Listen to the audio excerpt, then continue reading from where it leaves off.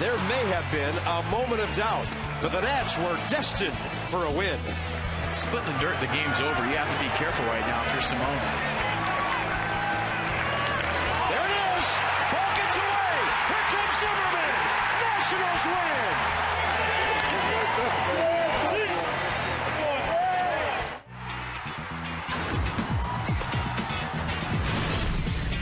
Washington Nationals baseball.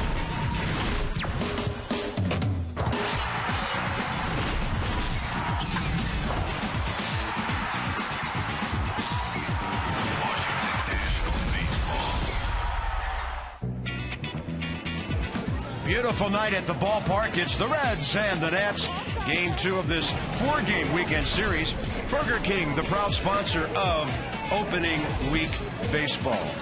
A lot of fun here yesterday. And old friends in town, Willie Harris, Hot Rod Harris, we used to call him, visiting with Roger and with Ryan. And I'm Bob, and this is FP. You know all of these guys. So let's talk about what's going on with the Nats. The starting pitching has been amazing. They're not only good, but they're not giving anything up right now. Yeah, and what they're doing right now early in the season is they're feeding off each other. I mean, whatever Ross Detweiler did, the next guy, and they're keeping the line moving. And with Ross Detweiler the other night, the fastball was good, the curveball was great, but Strasburg followed that. And then how about yesterday with Gio Gonzalez? I saw this in 2001 in Oakland with Zito, Mulder, and Hudson. Every time one guy had a good outing, the next guy didn't want to let the team down, and you're seeing that right now. They're allowing .56 men on base per inning. I mean, that's a torso on first base. That's all they're allowing right now, so they can't do any better than they've been. I thought they would do this year, but it's happened a lot quicker than I expected. Only the Phillies with an ERA of 1.99 ahead of the Nats. The strikeouts. Fewest home runs in baseball. The opponents aren't hitting these guys, and they're certainly not hitting with runners in scoring position. The one thing that needs to be done, though, give Jordan Zimmerman some run support. He deserves it the way he's been pitching for the better part of a year and a half. And we talked about it his last start. Get him some runs early so he's not thinking, here we go again in 2012. And, of course, he has a leadoff man who's been getting on base. Ian Desmond batting .406. His on-base percentage is .441. How about this? In 7 games, he's been on base 15 times. He even likes to drive himself home on occasion.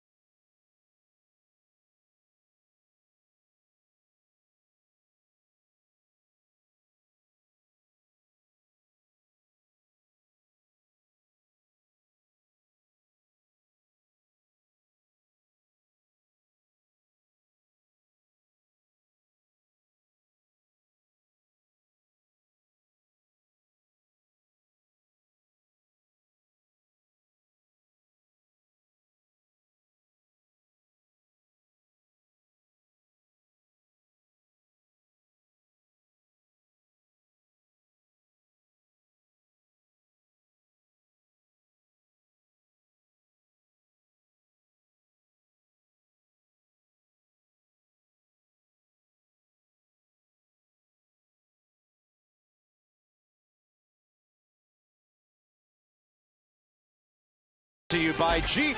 Visit Jeep.com to learn more. By Burger King, the proud sponsor of opening week baseball. And by coal, the dominant source of our electricity. Clean coal, now's the time. It's beautiful over by the Jefferson tonight. We're going to have a temperature that's a lot warmer than it was at this time. Actually, 1 o'clock yesterday afternoon for the home opener. Look at this, 65 degrees. Visit Trane.com for an independent Trane comfort specialist dealer near you. It's hard to stop a Trane. Reds lineup, they're hitting .221. They've been outscored by their opponents 29-21. Ryan Ludwig, they're hoping his bat comes alive. Batting a .133.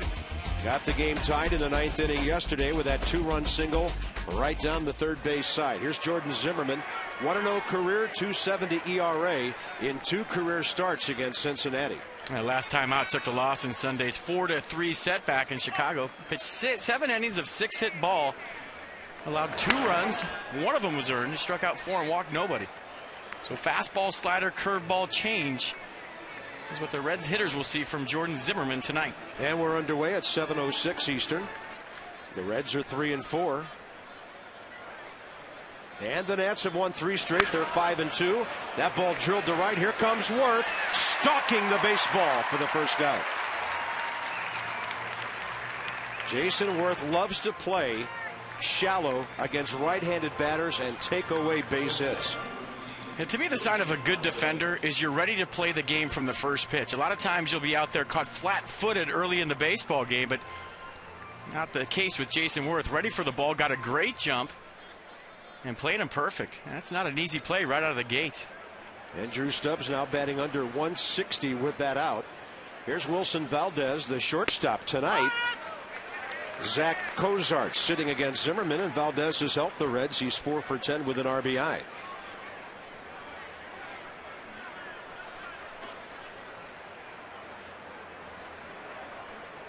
Infield is straight up and not the outfield. And now Zimmerman gets a quick second out. Jordan Zimmerman working very fast. He's had a good tempo all season long, and the defense behind him always on their toes. And we'll look at that defense right now. DeRosa, Bernardino, and Worth in the outfield. Desmond and Zimmerman on the left side. Espinosa and LaRoche on the right side. And Wilson Ramos once again doing the catching. Pitching to contact. Outs early in the count. Here's Joey Votto. His walk in the 9th inning, big for the Reds' comeback yesterday. That's just off the plate, according to Paul Schreiber, the 15-year veteran who's umpiring at home.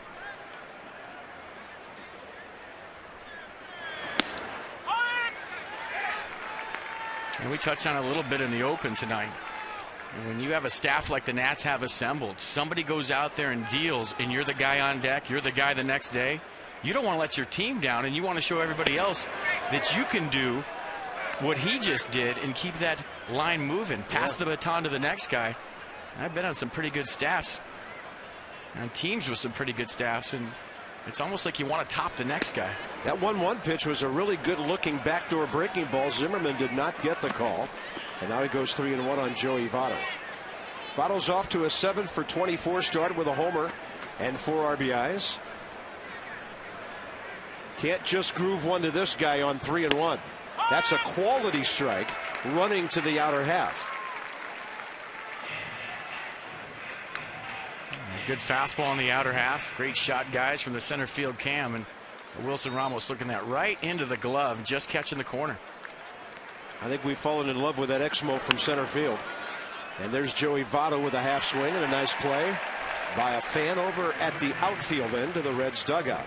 Yeah, funny how the great hitters can take a borderline pitch, 3-2, a nasty slider on the inner half, and just check swing, foul it off, and get another shot. Ooh, challenge fastball. Jordan said, here it is, big guy. Joey Votto coming off a 29 homer, 103 RBI season, when he hit .309 and he led the league with 40 doubles last year. Struck out 110 times, 129 times, but led the league in walks with 110, and he's very selective, and that'll be his 5th walk of the year already. That'll get it to Scott Rowland here in the first. Reds are evidently lucky. They don't care about black cats and walking under ladders. The Nats at home against the Reds doing a good job, 11 of 16 since 07. Since 08, 37 walk-off wins, and another one yesterday. Fastball, a beauty to the inside corner on big, strong Scott Rowland, who's off to a 3 for 21 start. But his double is what really opened up the comeback gates for the Reds in the top of the ninth yesterday after Votto's walk.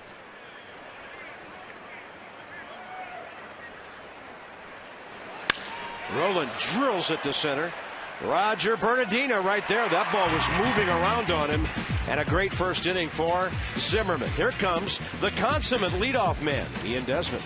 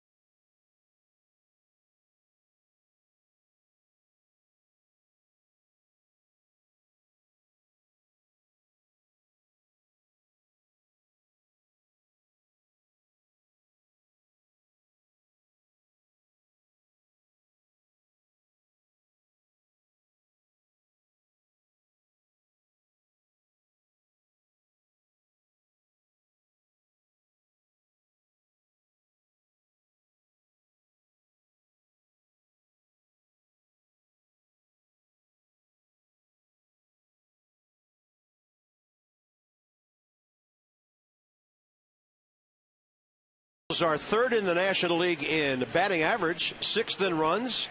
Doing a good job right now, and they got a big differential, plus 11 on the run side this year.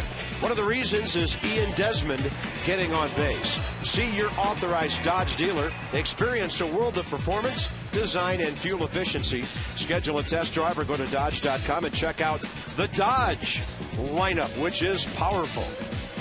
The Nats take on Bronson Arroyo. 10th time he will start against Washington in his career. 3-3 with a 4.14 ERA. In fact, FP, this is a pitching matchup, Arroyo and Zimmerman, that goes back to last August.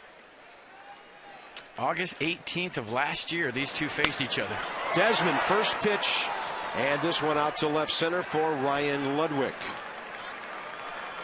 You know, with Ian Desmond leading off, we don't even have time to introduce the opposing pitcher on a given night. But for Bronson Arroyo, last time out Sunday against the Marlins, he got the no decision in a 6-5 Reds win. Went 6 in the third innings, gave up 5 runs on 10 hits, struck out 4 and walked none. So he's coming off an 82 pitch performance, 64 of them for strikes. He's got it all: a fastball, slider, cutter, curveball, change. He'll add and subtract from the fastball. He'll add and subtract from the curveball, different arm angles. A lot of off speed tonight from Arroyo. Yeah, he's got that big curveball that he throws to everybody. That one sinks, and it's ball 1 to Danny Espinosa. Danny 2 for 3 career against Arroyo, batting a .182 with a homer, 2 RBIs. But Espinosa has drawn 7 walks early in the season. Bouncer right side, scooped by the Gold Glove incumbent at first base, Joey Votto. 2 quick outs. Inside the numbers from PNC, Zimmerman coming up as we scout Arroyo. I mean, he's seen it all from Arroyo, right? I mean, look at the percentage. Wow. It's pretty even, mixes them all up. And I think when you're facing a guy like Bronson Arroyo, a guy that has tons of pitches, will throw any pitch in any count, as a hitter, you just look in a zone. You can't really sit on any pitch when a guy's got this many pitches from that many angles. You just look in one spot. Maybe today I'm going to look away. Maybe I'm going to look in, look high, look low. But if you sit on a pitch, more times than not, you'll guess wrong against a guy with a lot of them. Zimmerman, a lot of at-bats here. 23, couple of RBIs against Brunson. Solutions that help you achieve your financial goals. PNC Bank, for the achiever in you. By the way, the crew considered showing a picture of a kitchen sink instead of the circle there. He throws everything but the kitchen sink. How about that? What a repertoire. Danger pitch for him here, though. 2-0. He doesn't give in with a fastball. It's a Big curve up and away, ball 3. And I would think even early in the game with a good hitter, LaRoche, on deck, that Ryan Zimmerman would have the green light if he sees something straight and in his wheelhouse. The Reds have given up a lot of home runs this year. Cincinnati's given up 9, tied with Milwaukee for the most in the league. And last year, Bronson Arroyo led the National League. He gave up a club record 46 home runs. Wow. Bert Blyleven would be proud of that. And he's in Cooperstown. 3-1. Big breaking ball. It's at the letters. Counts full. And in Bronson's defense, he does pitch in a bandbox. So yeah, fly ball out of that ballpark's gone. I've had pitchers tell me that on June, July, and August afternoons, it feels like the left center field wall is right behind second base when they pitch there.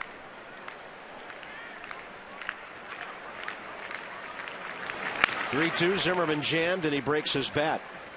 I watched a lot of video today on Bronson Arroyo, and it seemed like early in the count he was away to all the right-handers. Watched an at-bat where he faced Ryan Zimmerman last year. Away early. He'll try to lull you to sleep with soft stuff away, and then late in the count he'll try to sneak that two-seam fastball in under your hand. You saw it right there with Zimmerman.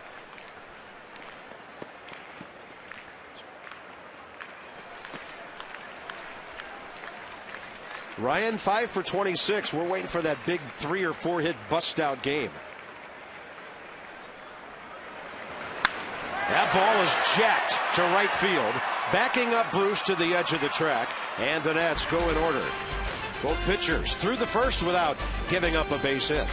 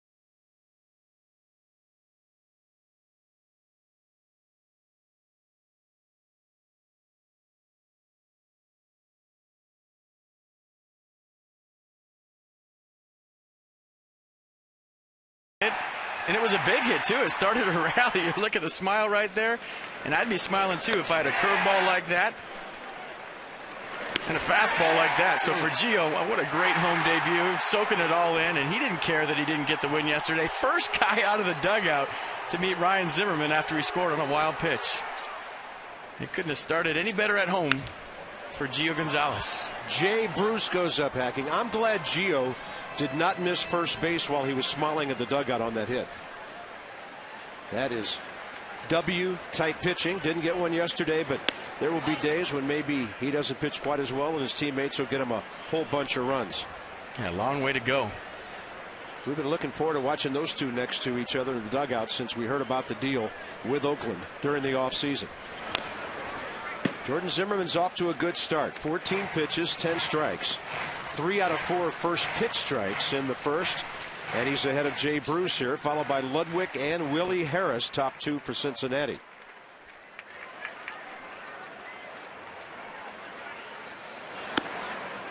I tell you, there's one way to do away with a Friday the 13th, and that's to get your 13th career win on that particular day. Good call. He's 12-19, 51st major league start. Breaking ball, low and in, ball 3. Ryan Ludwig starting to show some signs of life with his big, powerful bat. Well, Jocketty had him in St. Louis, and he brought him to Cincinnati from San Diego. That is sweet. He takes a little bit off on 3 and 2, and with a mid-80s gets a strikeout, number 1. I think from the first time I saw Jordan Zimmermann pitch last year to what we've seen so far this year, maybe at the end of last year before he got shut down, is he's hitting his spots. He's not afraid to throw different pitches and different counts to where, you got a guy out there that throws 95, 96. He's a power pitcher. And, Bob, I remember a couple games early on last year, we said, oh, forget pitching to contact. We want to see strikeouts. We want to see this guy's big arm because, there was times when we thought maybe he was using his off-speed too much. But getting back to my original point, we're seeing the evolution of a pitcher here. Yeah. He's not a thrower. He's throwing off speed and fastball counts. He's moving the ball around different corners of the plate, and he's growing up right in front of our eyes to where he's becoming one of the better pitchers, I think, that nobody knows about in the National League. And when I say pitcher, I mean not just thrower. He's turning into a pitcher. Yeah. Well, they'll know about him soon enough. 16 starts in 09, then the Tommy John surgery, 7 starts in 2010 at the end, and then 26 before they had to shut him down last year. By the way, that was a fine reach by Adam LaRoche on that Desmond throw. 2 quick outs, and here's the former Nat, Willie Harris. Willie always popular around here. I happened to walk into the ballpark with him this afternoon, and you would have thought he was starting second base for the Nats tonight, the way he was greeted by everybody. He plays hard, and our fans appreciated that in Willie. He's still looking for his first base hit. He's made contact 9 times. 0 for 9 in his start with the Reds after hitting .246 with the Mets last year. Up the middle to his right, Espinosa gets his whole body behind it, and Jordan Zimmermann the strikeout, and then a couple of quick ground balls off to a very nice start.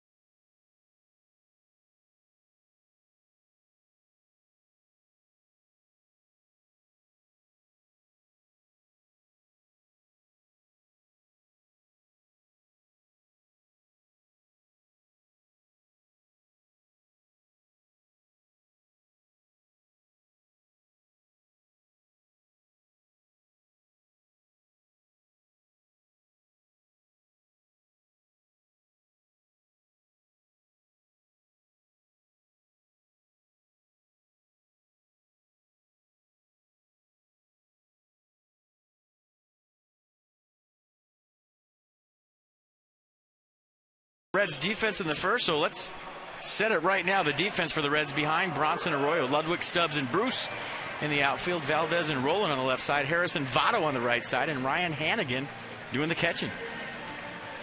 The Reds, by the way, have made the fewest errors in the National League, along with the Dodgers. Just 2 errors in 7 games. Bronson Arroyo, 10 pitches, 6 strikes for Dusty Baker. In the bottom of the first, he faces Adam LaRoche.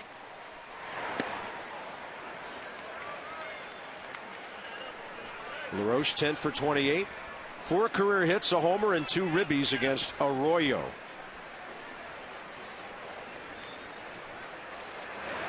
I'd say that deal the Reds made back on March 20th of 06, getting Bronson Arroyo from Boston for Willie Mo Pena, looks pretty good to this day. He's been a innings eater, reliable guy for the Reds. He's led the Reds in starts for 6 straight seasons, and in innings pitch for 5 of those 6 years. And he pitched 199 innings last year, 3 out short of his 7th consecutive 200 inning year. 2-1 to Adam. They don't play a shift tonight against Arroyo. That's interesting. Nobody's in right field, although Willie Harris is on the edge of the grass. Valdez up the middle, but this is not as pronounced a shift as most clubs play against Adam. And as FP mentioned yesterday, maybe those 3 hits they saw on videotape that have gone the other way. That one is pulled to Joey Votto. He'll run it to the bag himself. 4 straight for Arroyo. We're right in the middle of our Natitude opening weekend presented by the Washington Post. Get here early tomorrow for the 4:05 game. First 15,000 fans receive a Steven Strasburg bobblehead presented by PNC Bank. Sunday, we celebrate Jackie Robinson Day. Nationals.com/opening. 2-hit shutout through 6, and young ones igniting their natitude here at the park. Here's Worth. Jason's batting average, thanks to 2 more hits yesterday, up to 296. He's only faced Bronson Arroyo 3 times in his career, which is surprising.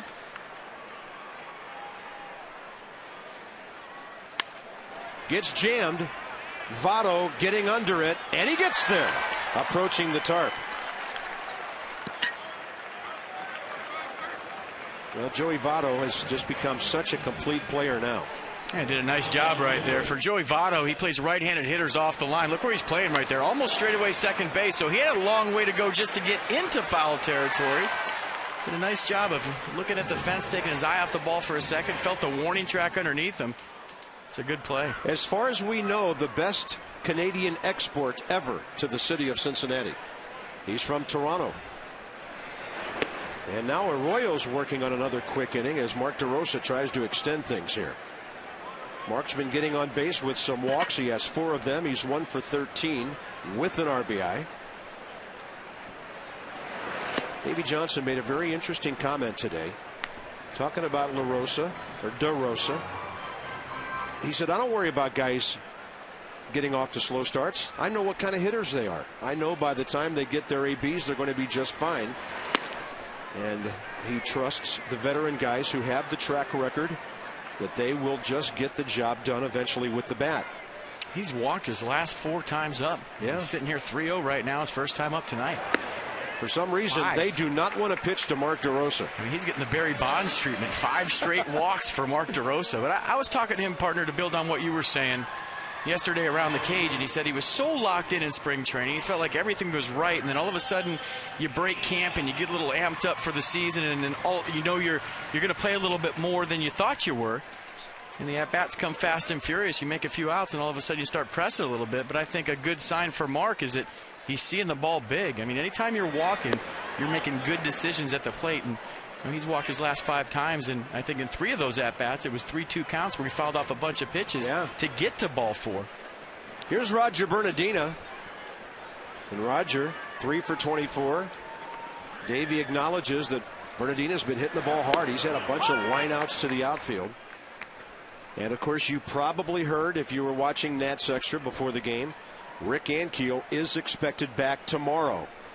And we have heard that he will be in center field. And Davey's throwing him right in there. And, you know, Davey, he wouldn't do that if Ankiel wasn't ready. Rick worked out today with the guys on the field. He wanted to see baseball activities. He wanted to see him moving around. Hey, it was Davey Johnson who put the halt to Michael Morse by saying, I want to see you for 9 innings in the field before we call you up. And that's when Michael got hurt, and the Nats found out that he couldn't handle 9 innings at that point. I mean, every day I listen to this manager, you learn something.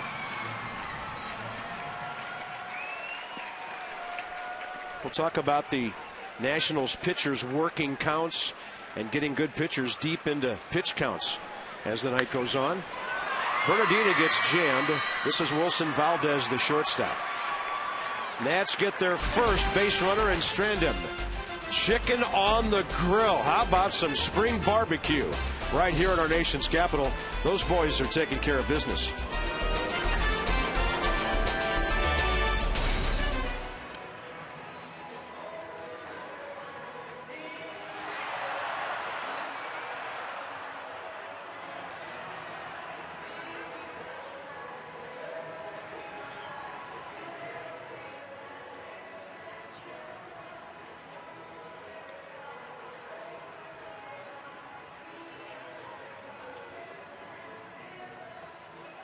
It's so nice out there. Yeah, as far as our starters doing what they've been doing and are going to continue to do that, I'm sure. And those guys, driving off each other.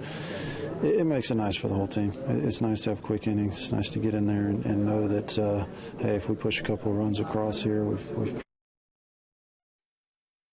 I think being a little more selective. I think the more at-bats I get and the more comfortable I get, the more confident you get, it all kind of comes together. But I'm still going outside the zone a little bit, swinging at some pitches that when I'm really seeing it well, I'm probably not chasing. So all in all good, but still some work to do.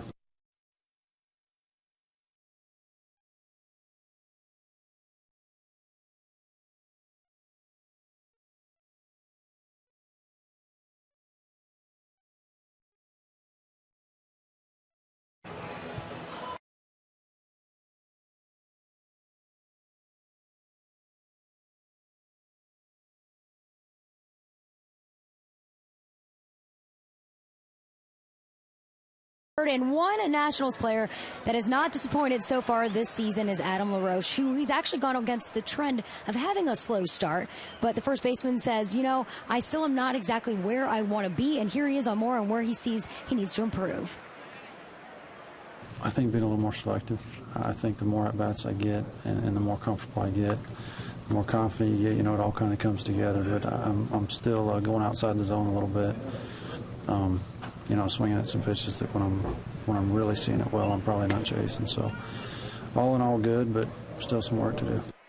When I asked Davey Johnson if LaRoche is doing anything different than he has done in the past, he simply replied, well, he's not struggling, but maybe spring was a little overrated. Adam didn't have much of a spring till the end. He said sometimes you can categorize players by numbers, but if you're a good hitter, it's time for you to get up and hit. And Davey certainly raves about his defense, and he says he's so consistent every time he approaches the field.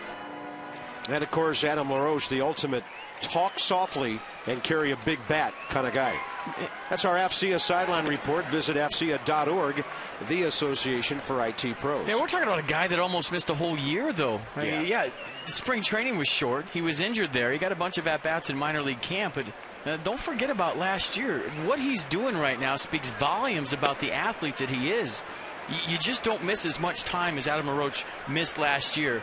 Come back at the highest level and do what he's doing this early in the season. 2 balls and 2 strikes to Ryan Hannigan, the catcher. 2 for 13 to start the season. Hannigan, 31-year-old from Washington, D.C., lives in Andover, Massachusetts, not Maryland. And by the way, FP, something else came up in our briefing with Davey Johnson today that I want to get your take on. I want to make sure we have enough time to talk about it, so we'll start it here with nobody out. I asked Davey how his offense has been able to work these really good pitchers like Johan Santana and Matt Latos into long counts. His answer took some of us by surprise.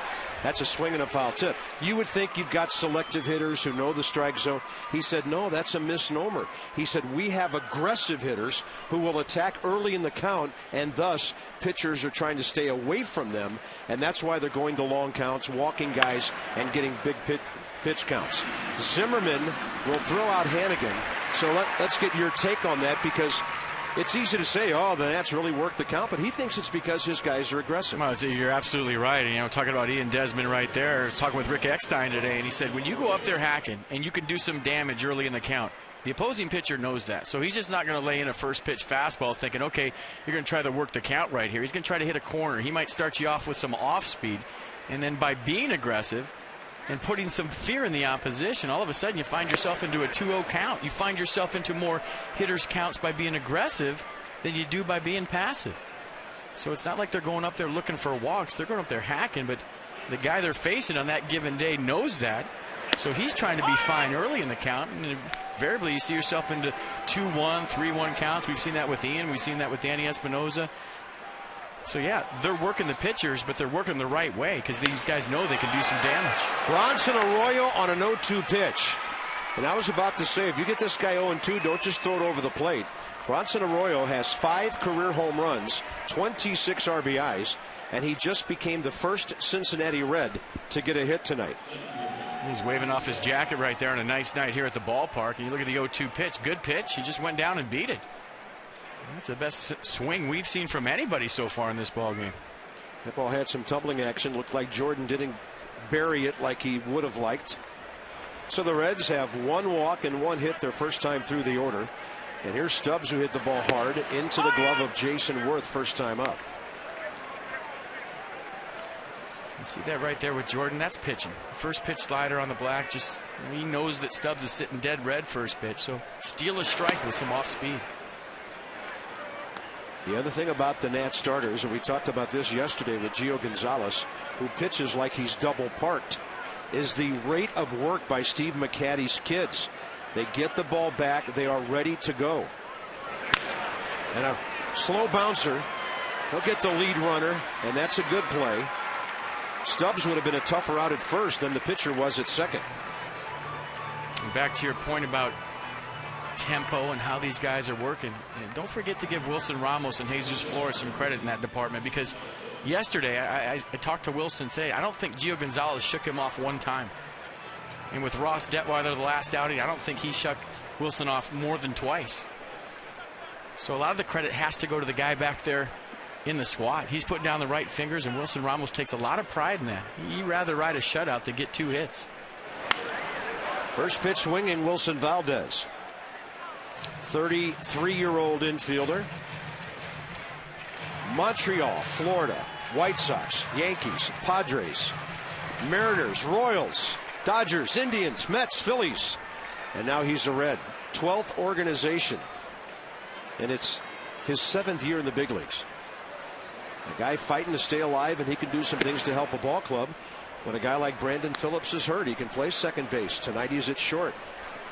And 2 games ago, he went 3 for 4 and had 2 bunt singles. So he's not afraid to lay one down anytime, anywhere. 1 ball and 1 strike. Valdez hit a comebacker to Zimmerman first time. Runner going. Stubbs has good speed, and the throw is a little bit late. Espinosa got the tag right down on the helmet, and Drew Stubbs steals Cincinnati's first base of the year. Yeah, pretty good jump right there. Stole that one off Jordan. Good throw, just a hair late. That's only the 2nd time the Reds have attempted a stolen base in 8 games. Stubbs is a good base runner.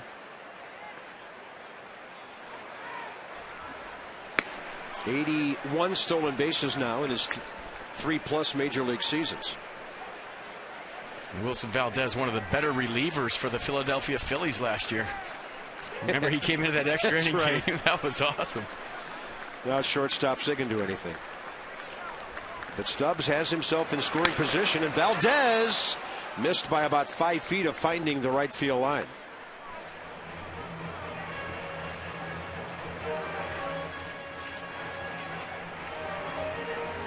Our Masson Mobile word of the day is Homer. By the way, Homer Bailey pitching for the Reds tomorrow. Text Homer to 29292 right now. Enter for a chance to win a meet and greet with Drew Storen. Stay tuned all week. Right here on Masson, more chances to enter and to win. Slider down and away.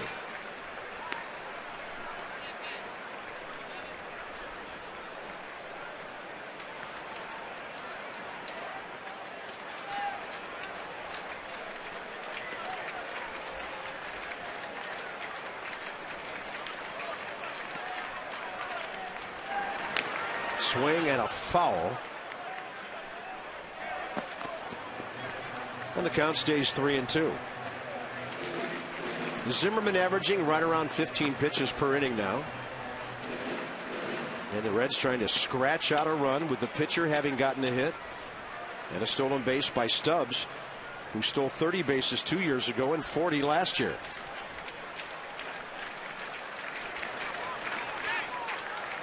Little daylight play at second. Desmond had to field that throw on the opposite side of the bag from where he started. Ian trying to sneak behind to get a cheap out right there, but a 3-2 count with 2 outs. You got to focus on making a pitch right here. This, like you just said, turns out to be a big spot early in this game.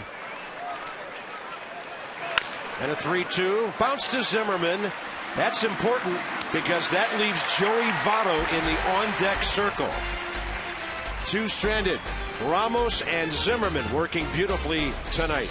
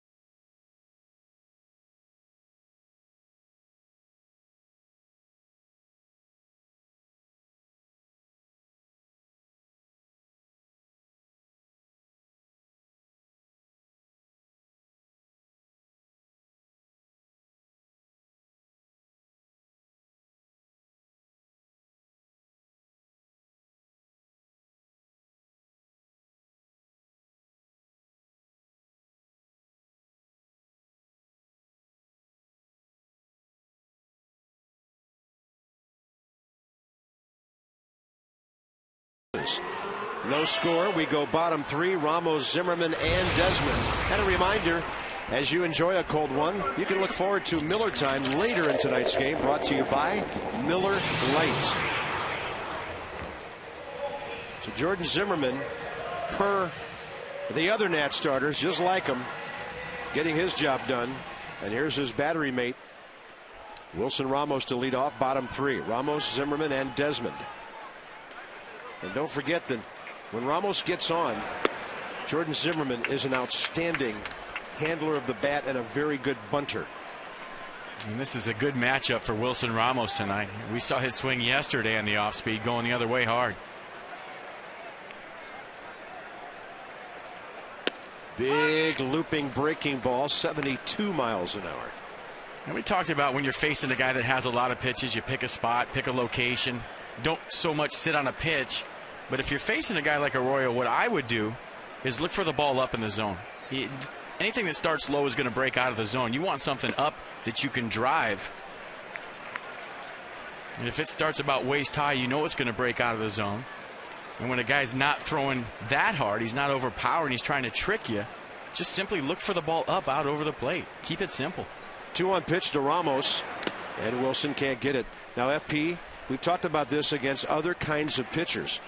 Is there a thought to moving up in the batter's box? Ramos has his back foot right obliterating the back line, but like when you were playing facing a guy like this, would you move up? No, I never moved anywhere. Just stayed right in the same spot, because if you start moving around, you get a different view of the pitch, and you might swing at something you normally wouldn't swing at. Okay. If you stay back in the box, you know, maybe that ball you'd swing at up in the box is a ball by the time it gets there. So you just stay in your same spot. You just simply look for the ball up in the zone and sit on mistakes, soft mistakes up. Nice hand for Jordan Zimmerman, who, by the way, is 1 for 2 with the bat against Bronson Arroyo. Trying to return that base hit favor. The Nats do not have a hit. Arroyo has Cincinnati's only safety.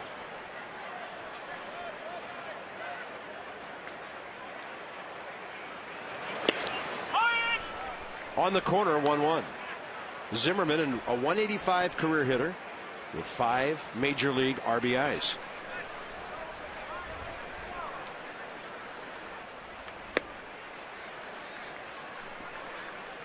And that's a slider right there. He'll throw that little tight slider that starts over the plate and breaks away. Then he's got the 12-6 curveball to go with it. He'll add and subtract on both of those pitches and throw them from different arm angles. We see him drop down right there with 2 strikes. Arroyo gets a piece of it. Zimmerman hustling down the line, 2 outs. How about August 18th, last summer? Now these 2 hooked horns here at the ballpark, August 18th. Jordan Zimmerman went 5 2/3, gave up 6 hits, no runs, walked 2 and struck out 1. And Bronson Arroyo went 6 innings, gave up 7 hits, 3 runs. They were earned, walked 2 and struck out 3. But who won the game? I'm looking right now at your scorebook, and it has the Nationals winning that game 3-1. That was Zimmerman's 8th win of the year. And I got to give you props for that. You pulled out your 2011 scorebook, and it was flawless from August 18th, and I'm sitting here reading it right now. Hey, we'll go back to 06 if you want to look something up. Easy inning for Bronson Arroyo. Well, not that anything's easy. How about very efficient right now?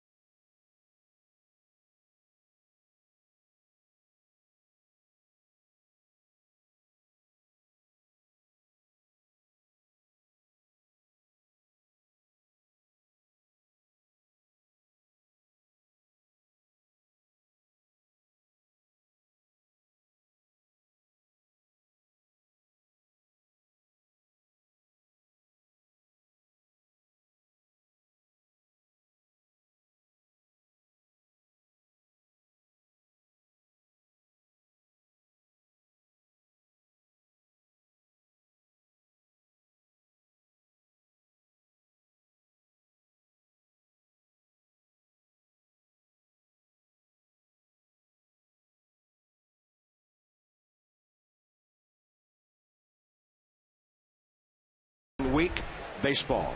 No score. Top 4. Zimmerman and Arroyo. The kind of matchup we thought we might see tonight. And look at those eyes. Wide-eyed. Well, a little sleepy now. Taking in some Friday night baseball. Take the Nats with you everywhere you go this season. MLB.TV. Every Nationals game out of market. Live online on your favorite device. HD quality. Visit Nationals.com to get more details and to order MLB.TV. Baseball everywhere. Bunch of home openers today. A 1-hitter for Matt Cain and the Giants as they win. The Cubs pound Adam Wainwright in St. Louis, winning 9-5. And as you and I, more you than I, kind of predicted last week, Jeff Samardzija got knocked around today after that long outing against the Nats, but his teammate scored him 9 runs. What was the lineup? 5 innings? 10 hits, 5 runs. We were wondering how he'd fare 5 days from his first start against the Nationals, where he kind of got extended into the 110 pitch count. That was against Jordan Zimmerman last weekend in Chicago. They salvaged the Sunday game. That's a good-looking fastball, and that's the second time against Joey Votto that Zimmerman's thrown a pretty good pitch to the outside corner, but Paul Schreiber has not given him the call. He walked Joey first time up. May not be a bad idea to just work so carefully to this guy until the rest of the Cincinnati lineup starts hitting. Joey Votto is devastating when the guys in front of him are on base and then Rolen and Bruce are hitting. Zimmerman working quickly here with a 3-1 count. He challenges him right there. Got into a 3-2 battle with Votto the first time up. He threw a 3-2 slider in on his hands. He checked his swing and fouled it off and got himself another pitch. Led the league with 110 walks last year. 5 now here in 12. Breaking ball, a beauty, but the shift is on, and that's going to be a base hit. Right at the normal second base position, and the Reds have their second single of the night. If I was Joey Votto walking back to first base, I'd be all smiles like Gio was yesterday after that hit. A 3-2 curveball from Jordan Zimmerman, just kind of a check half swing. Look at that, just playing a little bit of pepper right there. Just a perfectly placed ground ball to beat the shift. Didn't hit it hard, just hit it in the right spot. And that's how you hit 300. Scott Rowland lined out hard to center his first time. Votto started, then stopped. This is not your usual hit and run type duo of hitters. Well, I think he was going straight steal right there, and if he would have trusted the big jump that he had, he would have stolen second base easily. And it looks like the game plan from the Reds tonight is to run on Jordan Zimmerman. Stubbs stole a base in the third, and Votto was going right there.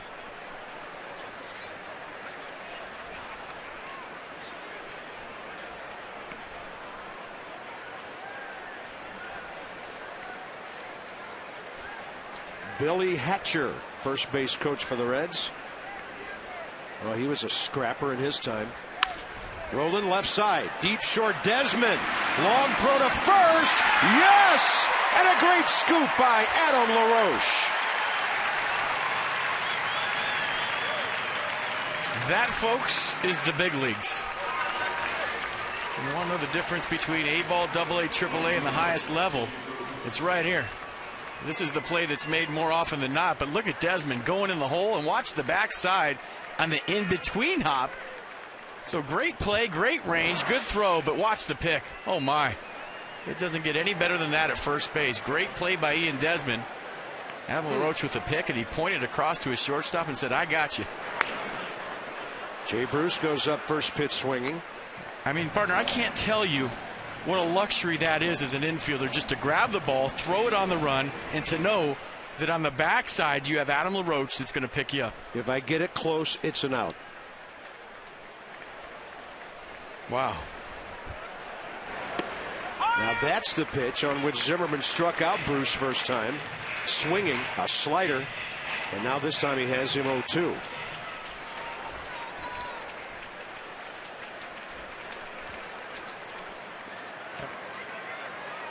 Jay Bruce 8 for 27, 3 home runs and 6 RBIs to start the season. Zimmerman works him away, and Bruce just rides it out to Mark DeRosa for the second out. I like the fact that Jordan was challenging there on 0-2, but he really gave him nothing that he could pull. You know, I'm seeing from Jordan early in this ball game, the first time out against the Cubs, he threw a slider 24% of the time and curveball only 10% of the time.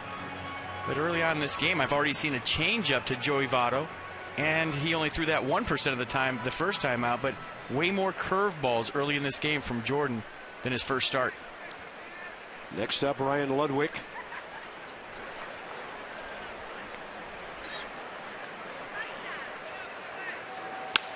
First pitch grounder.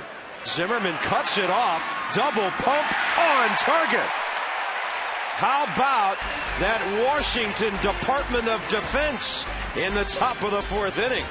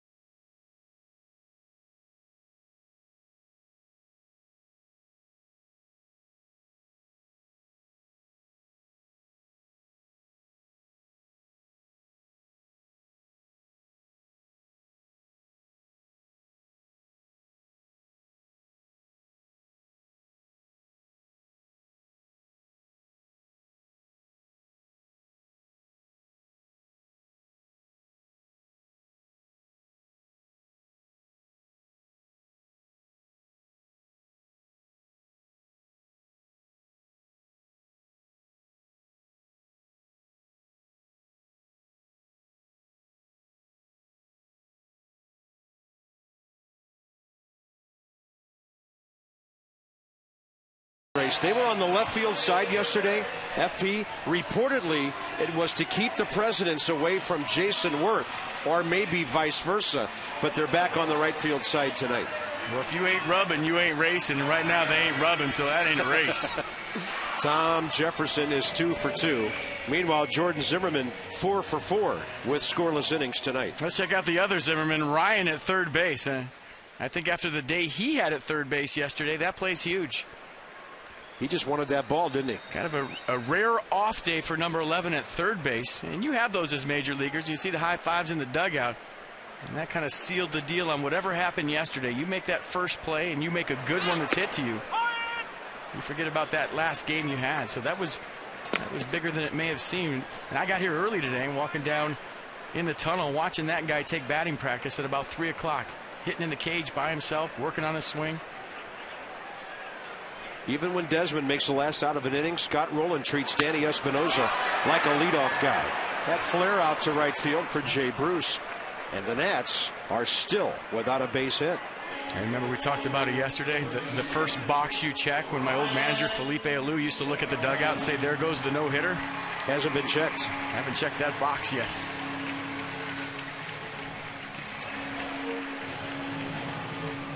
Zimmerman flied to right first time.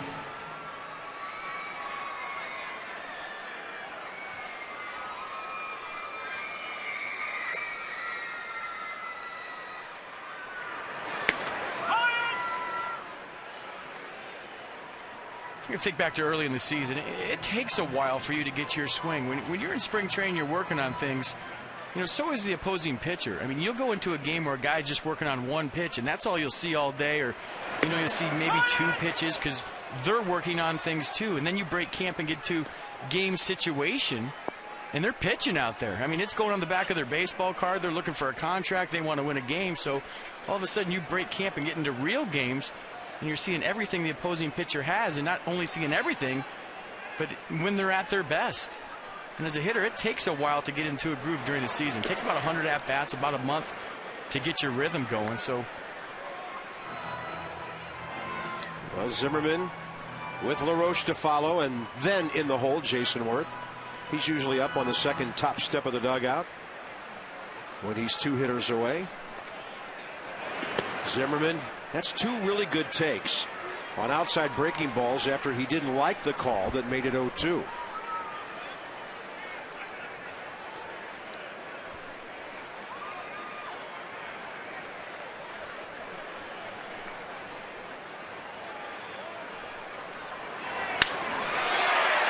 Drilled to center.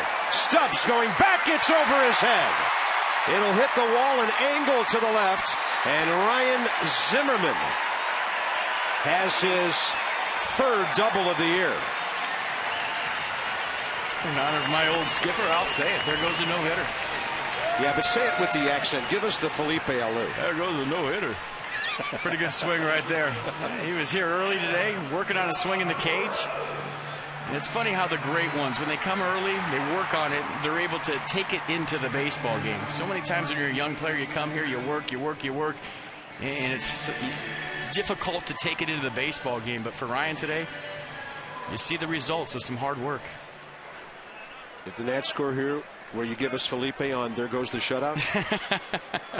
He didn't say that. It was just there goes the no-hitter. Okay. I mean, in A-ball he did it. In the big leagues he did it.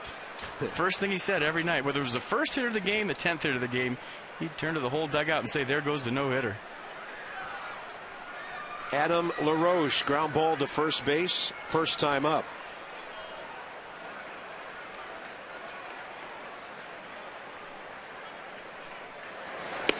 Way inside.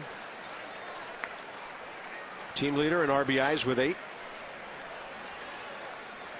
Already has shown his defensive prowess tonight. Now every time he makes a great defensive play, I'm going to think about what he told us in New York during that interview the other day, that he had minor league managers that told him he really needed to work on his defense. He didn't look right at first base. He said, I tried to do what they told me to. He said, then I just went back to what I do. And he is so natural, so smooth and slick over there. One of the finest defensive first basemen you will see. What do they mean by he didn't look right?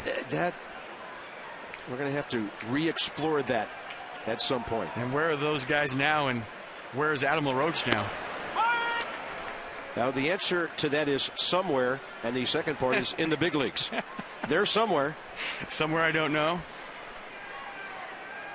I talked to Adam before the game today, and he said he's over talking about slow starts. It's a new year. It's a new team basically to him because he didn't play a whole lot for him last year. So if the media is listening, don't ask him that anymore. We certainly aren't. Jason Worth's off to a good start. These are the big boys tonight trying to get it done. Middle of the lineup, middle of the game. I'll tell you, Paul Schreiber's not giving that outside corner on backdoor breaking balls. Zimmerman's missed on a couple. And here's the Nissan pitch track. Yeah, Royo wanted this pitch right here, a little backdoor slider, 77. You see the drop down action on it. That's the different arm angle. He'll throw it from 3/4. He'll drop down farther than that. Tried to backdoor, pretty good pitch. 3-1 to LaRoche. He goes left field. Ball slicing away from Ryan Ludwig, but it's in the air long enough for him to get under it. And look at this. Going to third is Zimmerman. Safe. Throw just a little bit high. And Ryan, with a breaking ball pitcher on the mound, who throws a lot of balls low and away to right-handers, gets himself to third base with 2 outs. Yeah, pretty good swing by Adam LaRoche. That ball was hit better than it looked originally. Ludwig going back on it. Zimmerman going back to second base. And a pretty good throw by Ryan Ludwig. I bet you if you run down there and ask Ryan Zimmerman right now, he had no idea that this play was going to be that close. What a throw. Well, here's Worth. And should Bronson Arroyo choose to work low and away from him, you never know when that 90 feet might pay off. Worth is looking for his 4th RBI. Well, I think where it could pay off is an infield hit. And we saw that with Jason Worth yesterday. Ground ball in the hole to short. He's got better speed than you might think. So you think about wild pitch right here, but with Worth, I'm thinking about there's a lot of ways to get to first base other than a clean single. He can beat one out. Worth will hit it in the air to Ludwig in left. So the Nats will get their first hit from Ryan Zimmerman. Each team scoreless through 4.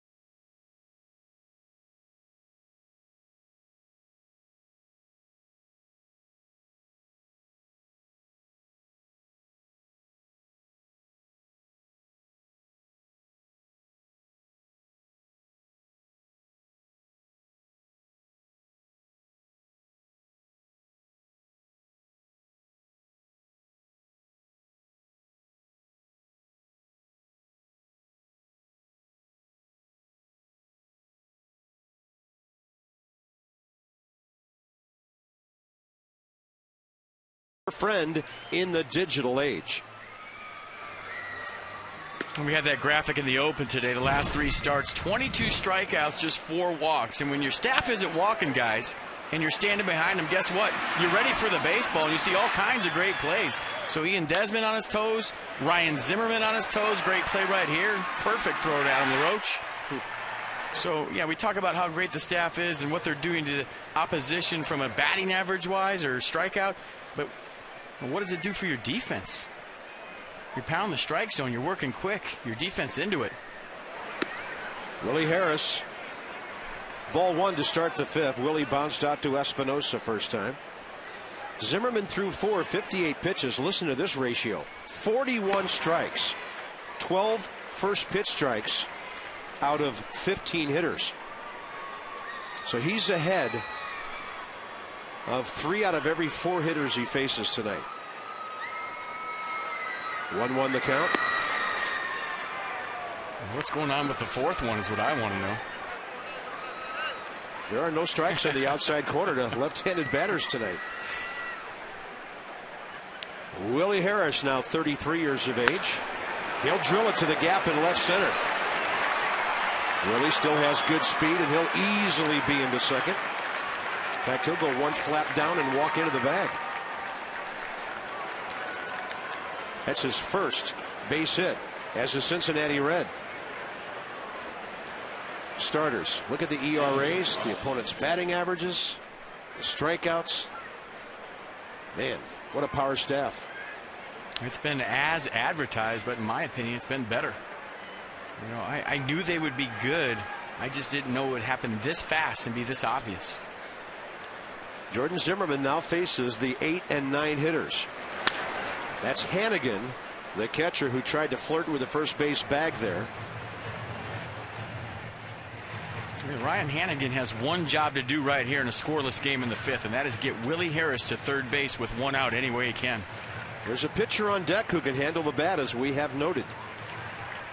And you got a pitcher that can hit. Even though you're hitting 8th in a scoreless game, you got to find a way to get that runner to third. Early in the count, you want to drive him in that way. Late in the count, you got to force it over to the right side. And you see Jordan going inside with the fastball. That's a tough pitch to move a runner, get the other way. Yeah, that plants a seed that Hannigan better not be leaning over the dish too much.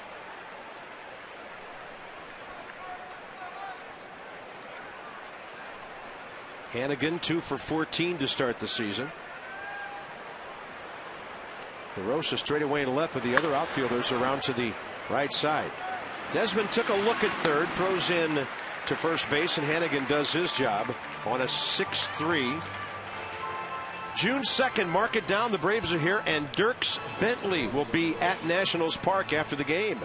Tickets start at $10. Check it out, nationals.com/concerts. It's the first of 3 post-game concerts for the year. So buy a ticket to the game. You get Dierks Bentley absolutely free afterwards. Here's Arroyo, who has 26 career RBIs.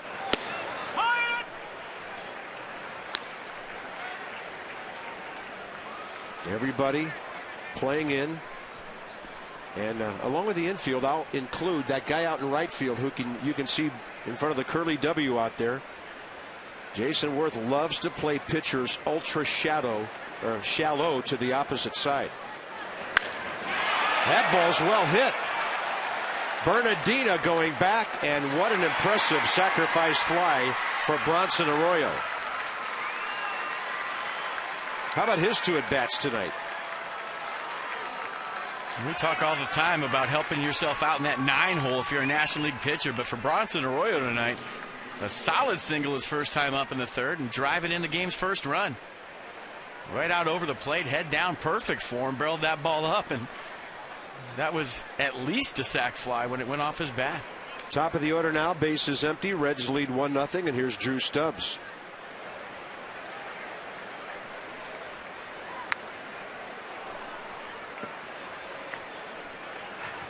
Arroyo's first RBI of the year, 27th career. And Jordan Zimmerman standing on the mound in 2012 thinking this must be 2011 again, because where's the support, huh? I mean, he's almost had to be perfect every single time out.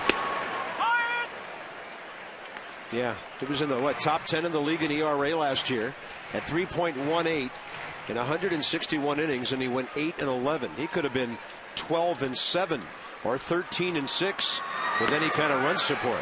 He puts an end to this inning, and the Reds use the double by Harris and the Arroyo sac fly to take the lead at halftime.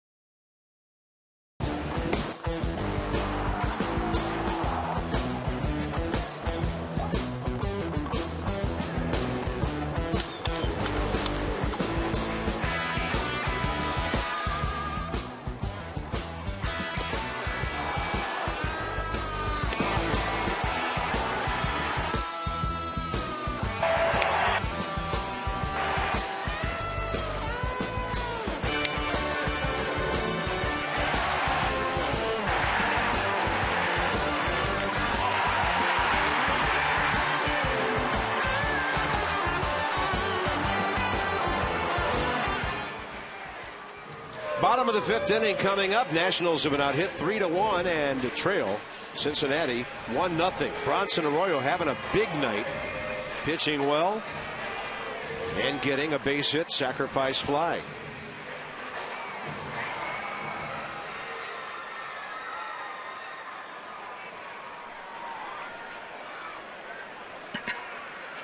Mark DeRosa walked first time up. And for Arroyo, the command has been good, hitting his spots, mixing it up, keeping the Nationals hitters off balance. Whenever you face a guy with this many pitches, I think the big test is the third time around. What did you save that I haven't seen my third at bat? Out to short, Valdez, and that's picked by Joey Votto. Minor league report from PNC for the Achiever in You, solutions that help you achieve your financial goals. How about Tyler Moore? We saw some of him in spring training, and he is punishing the ball in his first 7 games at AAA Syracuse.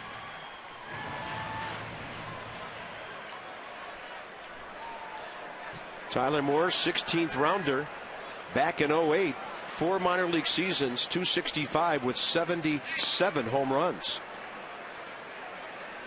And Roger Bernardino was working on that bunt right there in batting practice today. You saw that Joey Votto was playing back, and with his speed, it's all he has to do is get that ball down on the grass right along the line. He could beat it out. He squared a little bit late, and the ball was by him.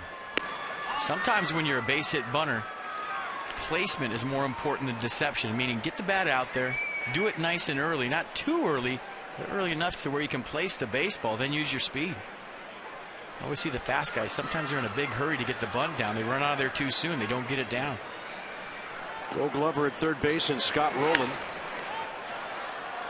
Looking over some of his stats the other day. 8 Gold Gloves. Only third baseman with more. Mike Schmidt with 10. Brooks Robinson 16. That is some kind of company. There was only a couple guys that I never thought about bunting on, and Scott Rowland was one of them. When he was in Philadelphia on the turf there in Old Veterans Stadium, he'd play right in your face and just take it away. And Robin Ventura comes to mind too. He was sneaky over there. You'd look up and he'd be back, and then right as the pitch is coming, he's 5 steps on the grass. And like, are you a ghost? How did you get from where I saw you to where you are now in the course of a windup?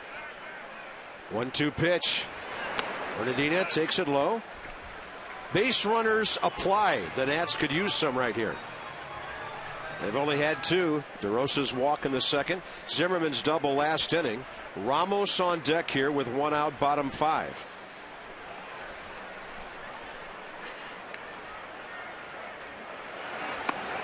And Roger works it to 3-2 now.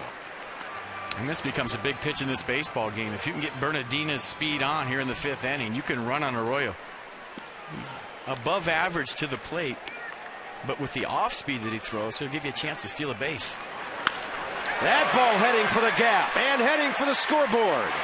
Bernardina's going to go for 3 until they stop him. The ball got stopped up against the scoreboard, and he went back about 20 feet beyond second base, put on the brakes.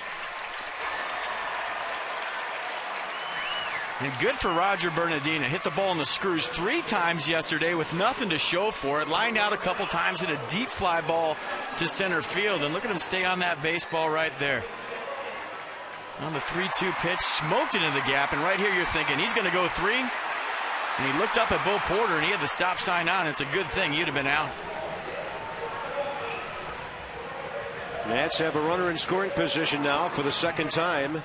This will be interesting. 1 out, pitcher on deck. How carefully does Bronson Arroyo work Wilson Ramos?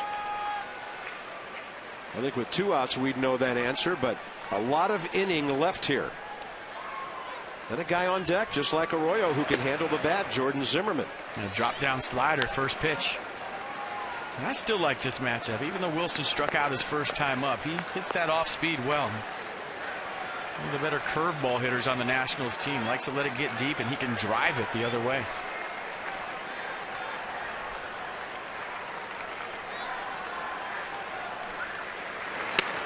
He took a big cut, 87 on that one.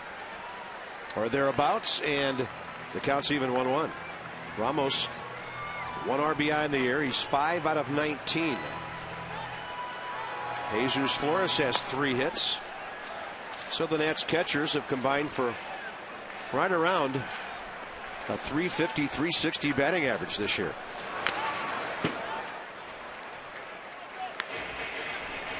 You see Ramos just a little bit late on those last 2 fastballs from Arroyo, and that's what he does. He shows you soft, and then he sneaks that 87 right by you.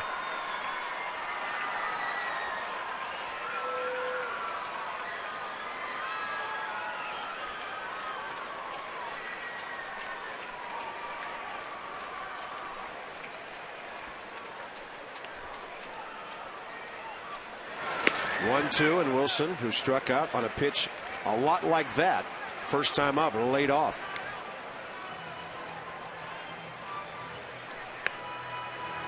And the more pitches you see from Bronson Arroyo, the better your at-bat should be.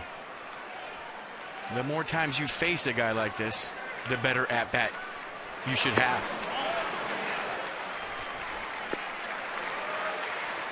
Some long counts in this inning. And a good take right here from Wilson Ramos. Pretty close on the curveball. You see the 12-6 bender from Arroyo. Yeah. Catcher was set up outside. Then Paul Schreiber didn't give him the call on what appeared to be a strike. By the way, Nissan having their Sale a Minute event. Save on your new Nissan. Visit ChooseNissan.com. Or stop by your local dealer. 3-2 with 1 out. That's a great shot of Ryan Hannigan moving around behind the plate, trying not to give away location. The runner on second base, catchers will set up late, so the runner on second can't relay location to the hitter. Look at him right here. He's going to set up very late because this turns out to be a very big pitch. Ramos, did he go? Yes, says Tim Welke. 2 outs. Arroyo, 2 strikeouts tonight. Ramos both times on breaking balls away. Drop down breaking balls away.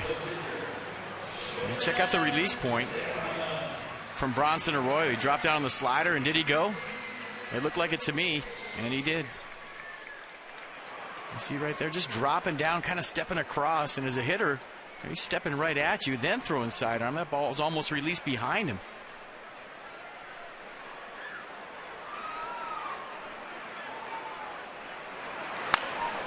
Zimmerman right side, and it'll be picked off by Joey Votto.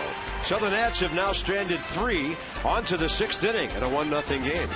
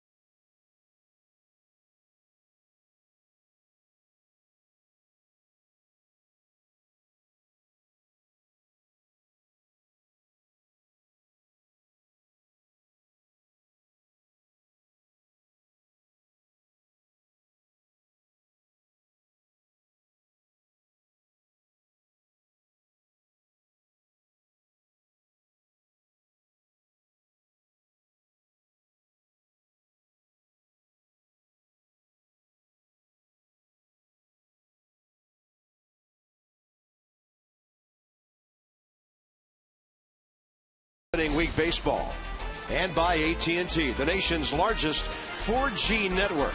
AT&T, rethink possible. Mr. Lincoln presiding over a beautiful Friday night in Washington, D.C. On to the 6th inning. Reds lead 1-0. Homer Bailey gave up 3 home runs in his first start of the season. So he's got something to get after, and Edwin Jackson tries to get into the W column for the Nats. 60-60 career, 5 innings, 3 runs, and no decision at New York. We'll get you going, 3:30 Nats Extra. Johnny and Phil will join you from the booth at 4 o'clock for a 4:05 first pitch on Steven Strasburg Bobblehead Day. I would imagine you better get here pretty early for that. Yep. Valdez, Votto, and Roland. That ball slicing well foul. Some of you get to take Steven Strasburg home with you tomorrow night. Or a mini Strasburg. I bet a mini me still throws pretty hard. Jordan Zimmermann into this inning, 70 pitches, 50 strikes. That ball is hammered. Right center. Bernardina turned his back, finds the ball, and he is beautiful to watch in center field. How about him and Ankiel as two of the most graceful center fielders you'll ever see? Well, that was a great job of just turning and running to a spot. As a center fielder, sometimes you hear the ball off the bat. You know it's hit hard. You see the trajectory, you see the angle, and just run to a spot. Watch him go to a spot. He sees the fence, goes to where he thinks the ball is going to be, rolls his head back. He makes a very nice play, going a long way for a hard hit ball. Swing and a miss. Joey Votto trying to go first pitch ambush and make it a 2-0 game. He's walked in single tonight. The reason you put your head down and turn and run is because if you're looking back to the baseball, you can't run as fast. If you pick a spot and put your head down and run to that spot, you're running faster and gaining more ground. It's hard to run looking back over your shoulder fast. So as an outfielder, when the ball's hit over your head, you know it's smoked. You just put your head down and go to where you think it's going to be, especially in center field when you got a lot of room. Got a different story on the corners when you have a fence to deal with. Zimmerman got that call in the outside corner with a fastball for strike 2. Then he goes upstairs.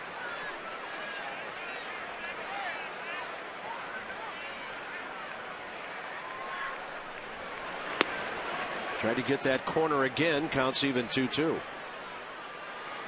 Joey Votto, 28 years of age. He was in the minor leagues for 6 years after being a second-round pick in 2002. That off-speed pitch fills the count.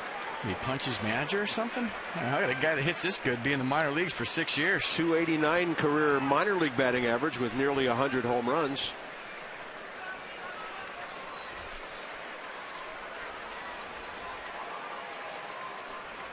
To think back and try to remember who the Reds had at first base that time, because opportunities in the organization were tough to get.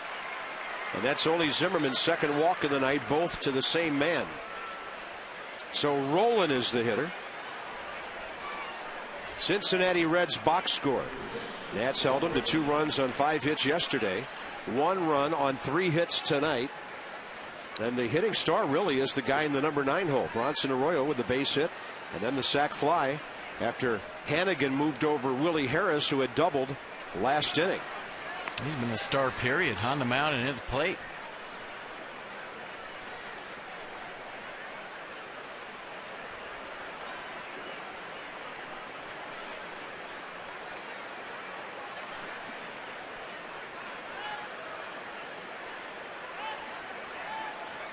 Votto running, Roland swinging, and Dusty Baker does turn his 2 big guns loose. And FP, is this maybe an effort to get Scott Rolen jump started?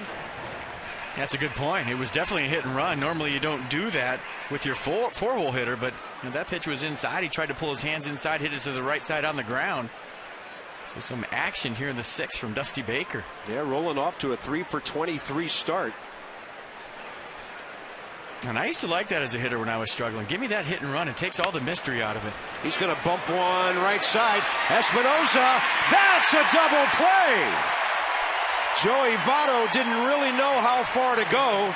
Danny Espinosa went a long, long way. We've talked about his range. He just chases it down, turns it into 2.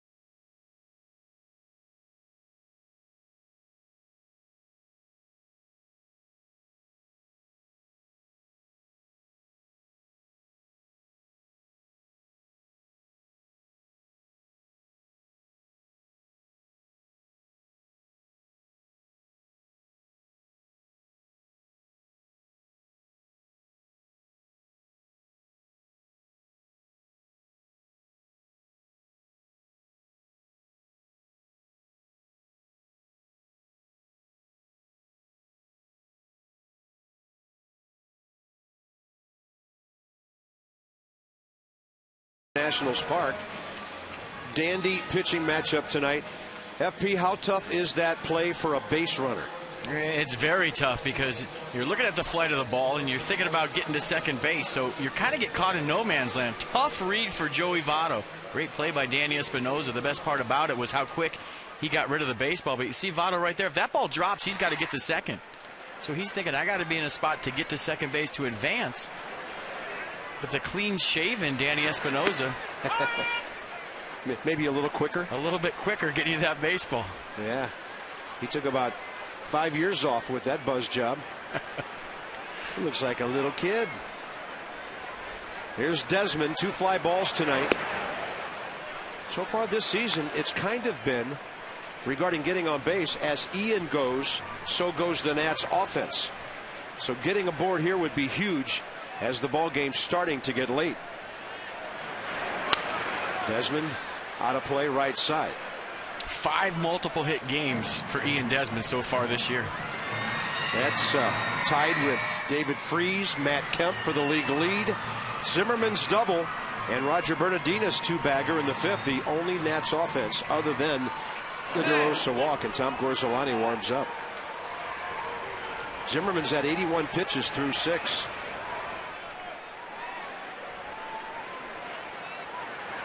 I'm hoping Davey knows something we don't. He thinks 8 guys are going to bat, then he might have to hit for Zimmerman. Or maybe he thinks Jordan's done. Yeah, 81 pitches. How far would he go? 2-2 to Desmond. They have to play him straight away, respecting his gap-to-gap power. And he takes a fastball that misses up and away. I find it interesting that both guys are pitching really well tonight with an umpire that's not really giving some of the corners. Paul Schreiber has been stingy on both pitchers tonight, and that's a 15-year veteran behind the plate. Desmond drills it up the middle, and he is aboard. That's his 14th hit in 35 at-bats this year. So he checks in with Trent Jewett hitting 400 again. And he bet fastball right here, 3-2. You're not guaranteed a 3-2 fastball when you face Bronson Arroyo, but he got one right down the middle of the plate. Sitting on the heater, and a nice short compact swing, and a bullet up the middle. The Nats are in business here in the 6th. That is one strong kid, isn't it? Very strong. Let's see if Davey Johnson decides to bunt with Danny Espinosa right here. Roland at least expecting that opportunity, and Votto ready to charge from first if needed. Desmond this year in the stolen base department, 1 for 1. The Nats have only stolen 2 bases their first 7 games in 4 attempts.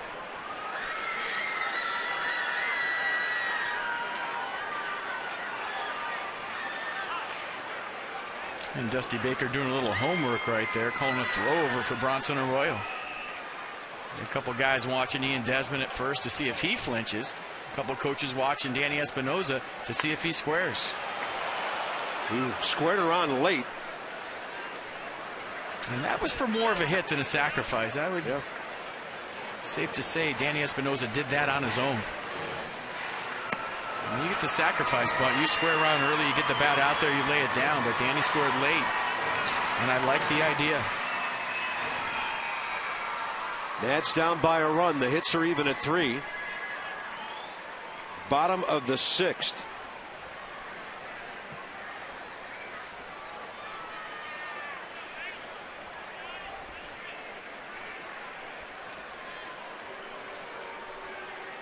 Ian Desmond last year, 25 stolen bases in 35 attempts.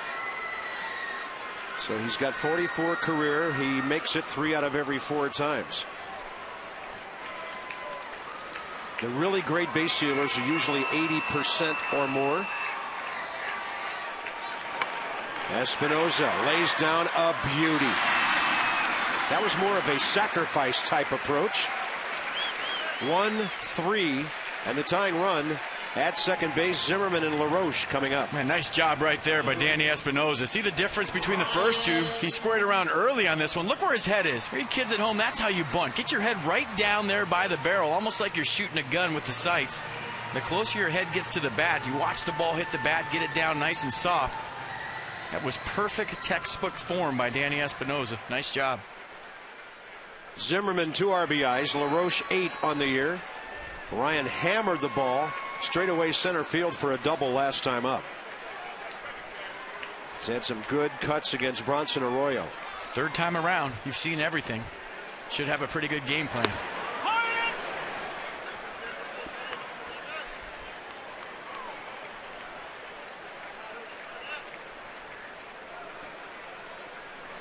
LaRoche 0 for 2 tonight.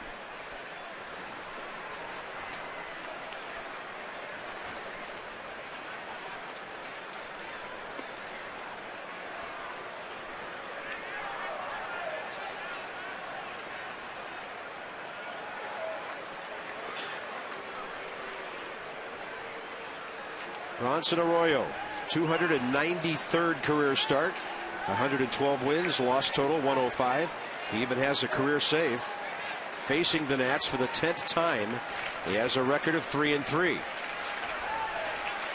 Now Zimmerman steps out. Cat and mouse game going on with the runner looking in from second base and a sequence of signs. And Willie Harris wants to make sure he's tuned in as well. Yeah, 1-0 game. Bronson Arroyo wants to make sure that there is no funny business going on behind him at second base. You saw him step off a couple times, look back at Ian Desmond. When you're facing a hitter as good as Ryan Zimmerman after the double he hit last time up, you want to make sure that nobody's getting your signs and nobody's relaying anything to the catcher.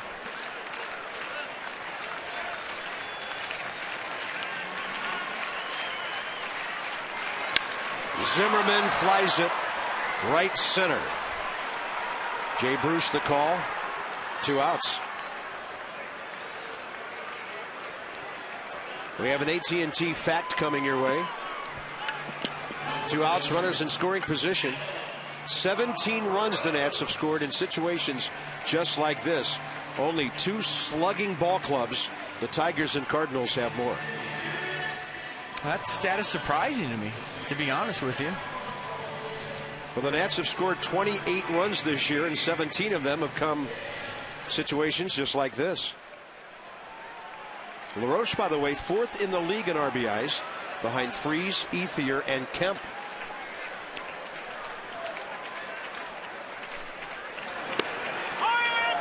Well, of course, Bronson Arroyo looking like he wants to pitch to anybody right now.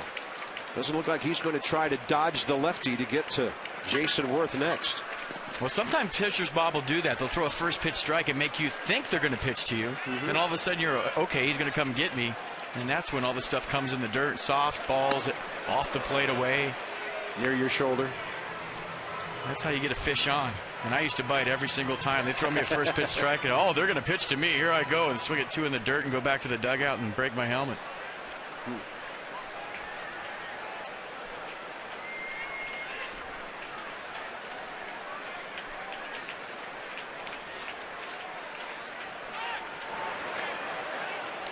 Desmond back in plenty of time.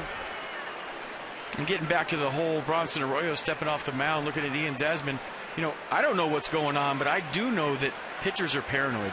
If they see you just twitch a little bit in your leadoff, they think you got every sequence, you got the pitches, you're relaying this, you're relaying that, especially in big situations in a one-run game. Yeah. So maybe just a couple little head jerks or whatever, and you're in his head, huh? Yeah.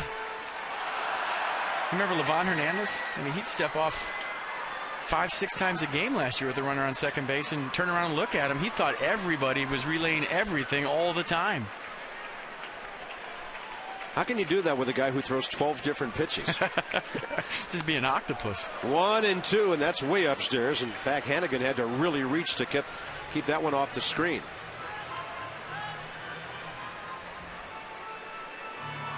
Adam LaRoche, a proven RBI guy. Desmond at second, 2 outs. 100 RBIs with the 2010 Diamondbacks. Half swing right to Scott Rowland, one of the great arms from third base ever. And that's it for the Nationals in the bottom of the 6th, stranding 4 on a beautiful night, trailing 1-0.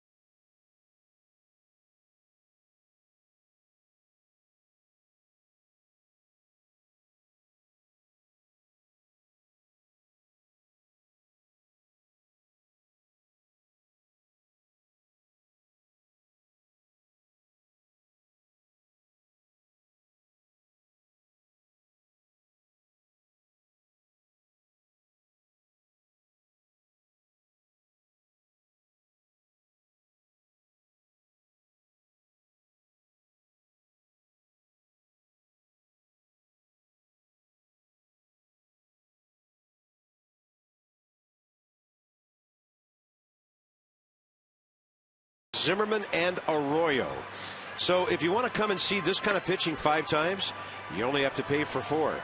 It's your Natitude 5-game flex plan. Some of the tickets start at just $60. Pick 4 games, get a 5th one free. Nationals.com/flex for all your ticket information. 4:05 tomorrow. Following Jordan Zimmerman to the mound will be Edwin Jackson, Homer Bailey for the Reds. Top 7, 81 pitches, a run on 3 hits. There's that backdoor breaking ball for a strike. Jay Bruce a strikeout, fly ball to left.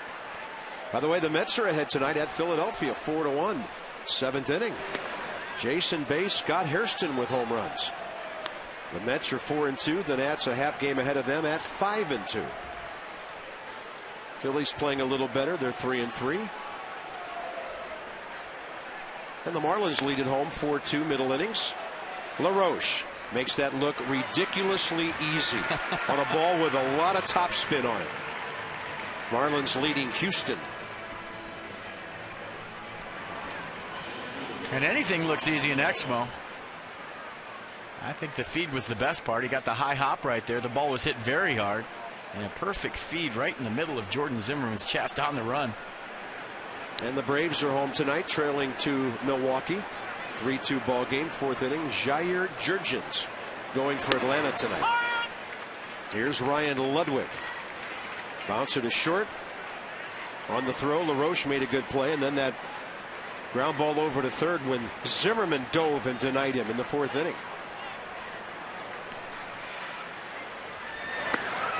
It's easy for me to chuckle up here, but with that 4 o'clock start tomorrow and just 6 hits in this game, the shadows will be in play. So if you don't have any hits today, they're going to be tough to come by tomorrow with a start time at 4. Even though Ramos drops it, it's strike 2. Jordan took a little bit off there. That thing must have had some late movement on it to elude the mitt of this fine young catcher. Steve McCaddy, I'll tell you what, he's going as good as his pitching staff right now. How about the day-by-day thing his guys are doing? ERA coming in 2.18, second in the National League and all of baseball. Right behind, you know, the Phillies have to have a 1 ERA. The first number's 1 to be better than the Nats. 1.99 Philadelphia. But they've given up 4 tonight. There's wee Willie Harris. We got the rally started with that leadoff double in the 5th. Jimmy Lett answering the phone out in the bullpen, and that's away from Ludwig and Jordan Zimmerman's 3rd strikeout tonight. 2 outs, bases empty. Let's check in with Christina.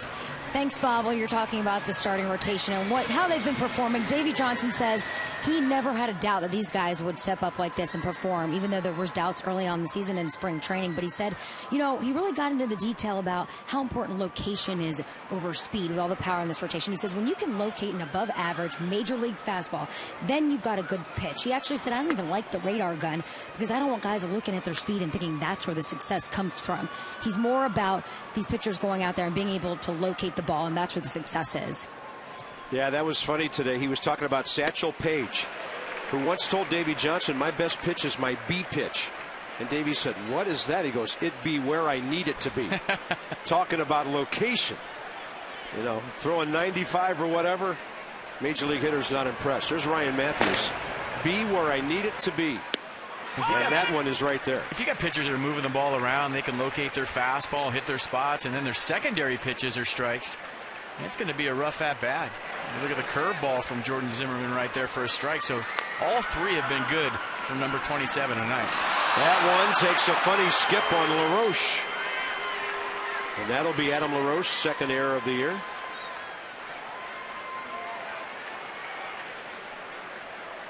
And the Nats' 6th error in 8 games.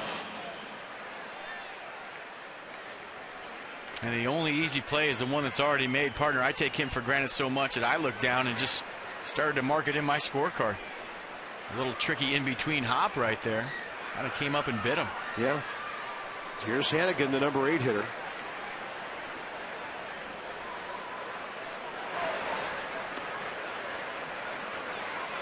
We're talking about Satchel Paige. I once heard a story, documented by several, that he could stand on the warning track in center field and one-hop the ball into a trash can sitting on home plate.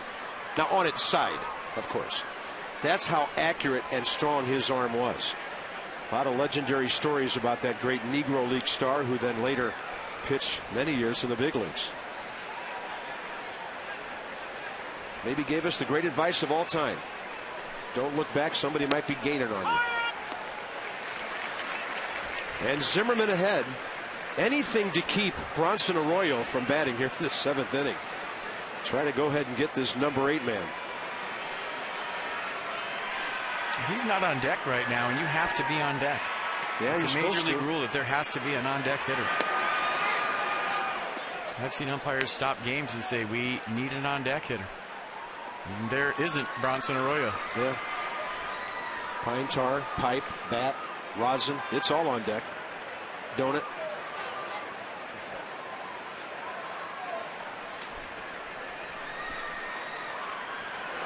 Hannigan with a high chopper. Desmond, and then he drops it, making the exchange. And that'll be his first error of the year. He had forever to throw out Hannigan after he did such a good job of hustling to the ball. And you're wondering right now if Davy Johnson is going to come and get Jordan Zimmerman, but Steve McCatty going to walk out and calm him down. You see the eyes off the ball right there, and he just fumbled the exchange. Very simple. He was peeking to see where the base runner was.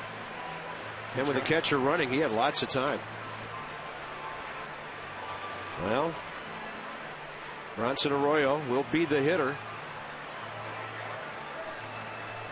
I think the thing that serves Jordan Zimmerman well in these situations is that he's very unflappable. I mean, he's got emotion. He's a bulldog. He's got that fire in his belly. But his personality is, in the several years we've been around him, it just seems like nothing gets to him. In tough situations, he just keeps throwing strikes. Nothing seems to rattle him, but right here in a crucial situation in the 7th, he's facing his nemesis tonight, Bronson Arroyo. Who's had 2 great at-bats. Single, sac fly, and a attention-getting fastball upstairs.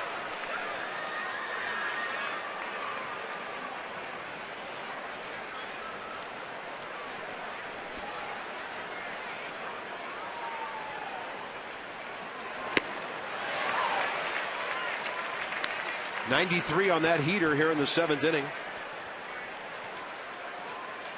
Jordan's at 98 pitches. And who would have thought when we started this one that this would be the battle of the ninth?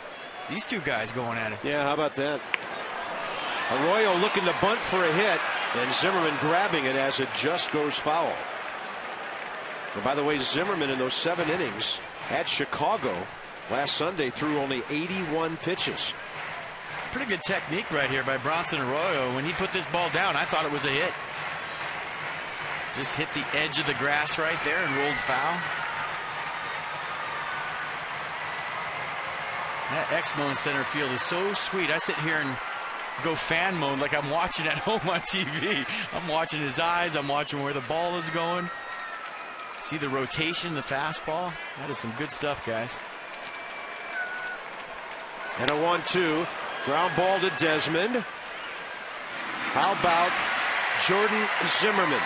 He has pitched 14 great innings already this year. Now hopefully his buddies will reward him for those.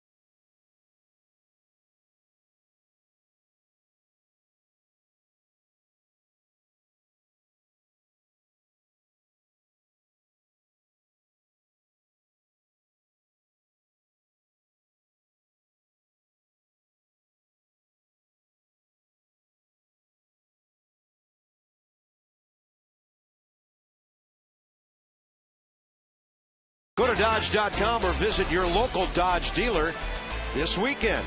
And by Navy Federal Credit Union, serving the Army, Marine Corps, Navy, Air Force, the Department of Defense, and their families. Federally insured by NCUA. It is gorgeous in the capital city tonight. World War II Monument, the Washington Monument, and the Capitol Building. Here at Nats Park, our Cox Game Summary, brought to you by Cox, your friend in the digital age. Roger Bernardina, a double. Zimmerman has a double. Desmond a base hit, but this one's all about the starters tonight. Yeah, you would think today was the 4 o'clock start, but these guys have had good stuff. Bronson Arroyo came out firing. Jordan Zimmerman was 95 right out of the gate. You see the curveball right there, the slider, all of his secondary pitches for strikes, and pounding the strike zone all night long was Bronson Arroyo. Drop down sliders, fastball command, off speed in any count. So serious pitchers duel tonight at the ballpark. Bronson Arroyo, by the way, in his career has 12 complete games, 4 shutouts. A major league career that goes back to 2000 when he broke in with the Pirates. 3 years there, then on to Boston for 3. And now already his 7th year with the Cincinnati Reds. Tough hitters: Worth, DeRosa, Bernardina, bottom 7. Well, it's about that time for the Nationals. Their MO so far early in this season is hang around to do some damage in the 7th, 8th, and 9th.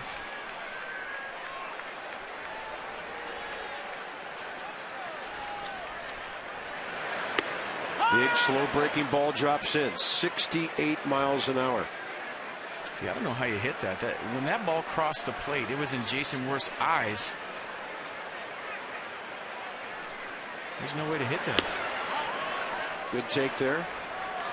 Then he'll throw the next one right down the middle and let it break about 8 inches toward the outside.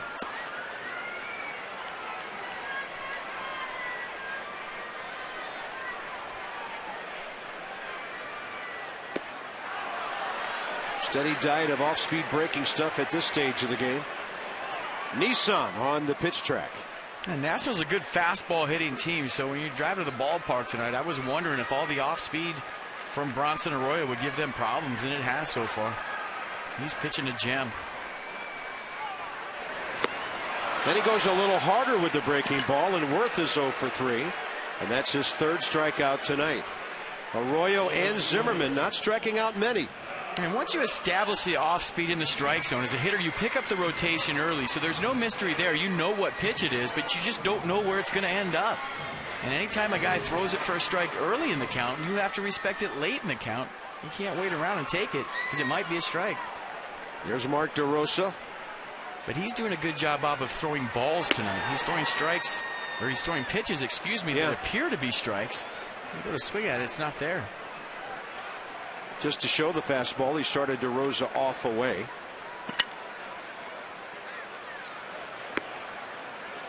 Two balls, no strikes. The art of pitching is throwing strikes when you have to and balls when you want to. And for Bronson Arroyo tonight, he's done both.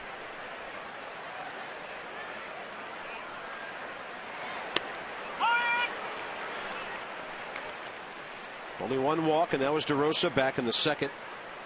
Jordan Zimmerman, 100 pitches, 71 strikes.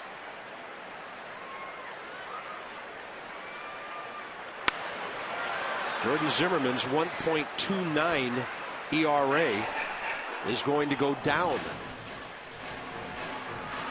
Last year, 2nd lowest in the league with 3.0 run support. The only one with worse run support was Tim Lincecum. I guarantee if you ask Jordan right now, he'd take 3.0 runs.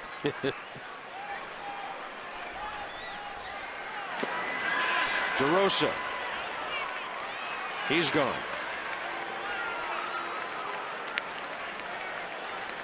Opening weekend is this weekend for the Potomac Nationals. Saturday fireworks, Titanic Day on Sunday. Women and children allowed through the gates 15 minutes before men. Giveaways from the movie Titanic. 703-590-2311. Visit PotomacNationals.com. Too warm for icebergs in Woodbridge this weekend. I'm out of Titanic jokes.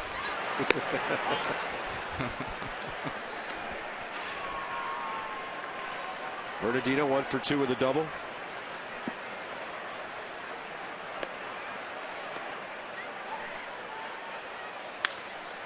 And it looks like another 1-2-3 for Bronson Arroyo. Wow. What a game he's throwing tonight. 8th inning, still just a 1-run difference.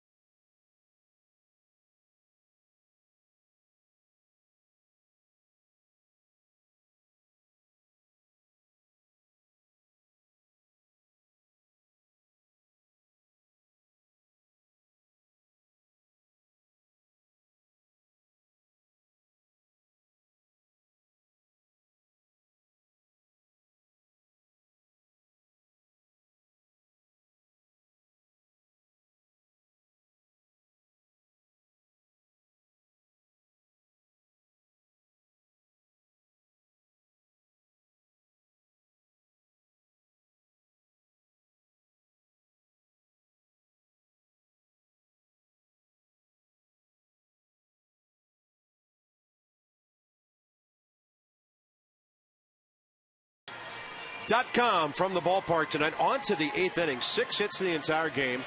Arroyo barely out-dueling Jordan Zimmerman, and it's only because of Bronson Arroyo's bat that has happened. Both pitchers outstanding, and Zimmerman, well, so far unrewarded with run support again. I kind of expected it from Jordan Zimmerman tonight. We've gotten used to how he throws every 5th day, but a little surprised that Bronson Arroyo has been able to hold down the Nats hitters this long. Like I've said a couple of times tonight, as a hitter, when you see all that off speed, you come up your 3rd time, there's no surprises anymore. But Bronson Arroyo has done a nice job of just kind of teasing the strike zone with that off speed, and you go to swing at it and it's not there, and sneaking that fastball in late, and that 87, 88 looks like 94, 95 because of all the slow stuff you see early in the count.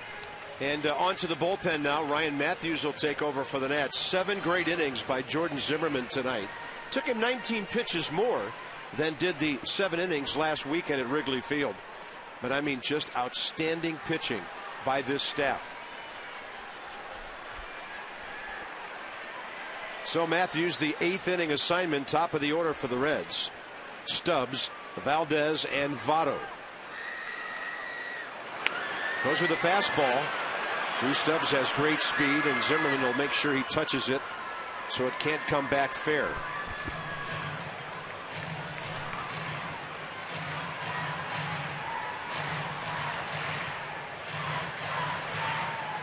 A 2-seam fastball, mid-90s for Matthews. He'll throw a slider and a split with it. Did a nice job the other day in Steven Strasburg's start. Having a good clean 7th inning.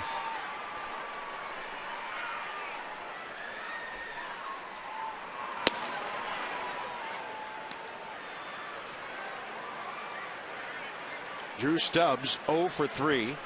Leading off with Brandon Phillips out of the lineup again today, still nursing that Achilles. Former Nat Billy Bray and the right-hander Logan Ondrusek. 2-1, no swing.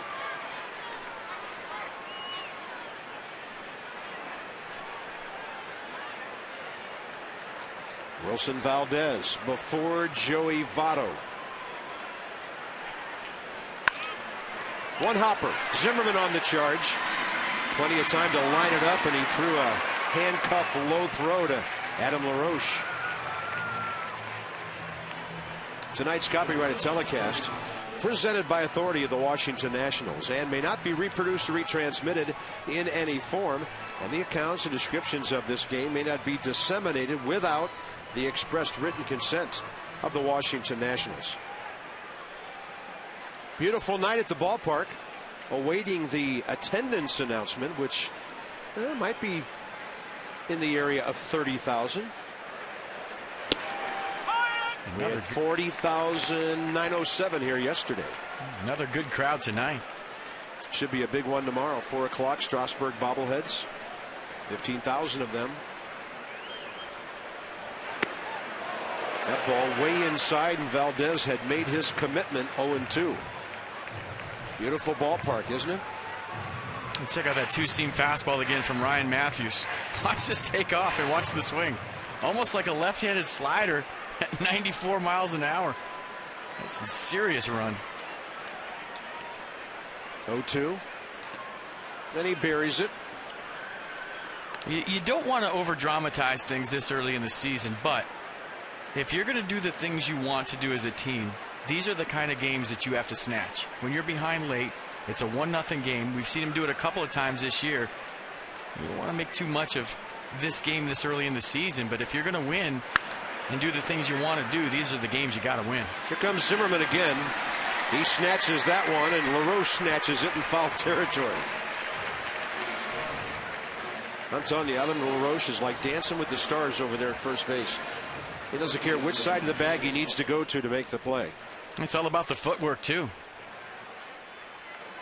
And you have to stay soft. You're right there, just backing off the backside of the base. But on the play before, when you have the ball in the dirt, just stay soft. There's no panic in that guy at first base. Bases emptied the way you like it for Joey Votto.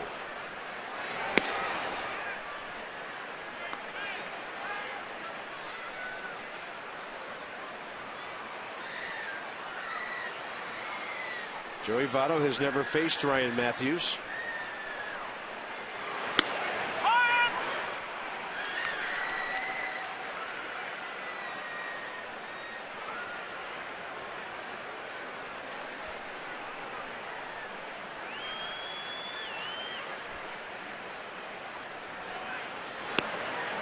Drops an off-speed pitch to very close to the outside corner, but ball 2.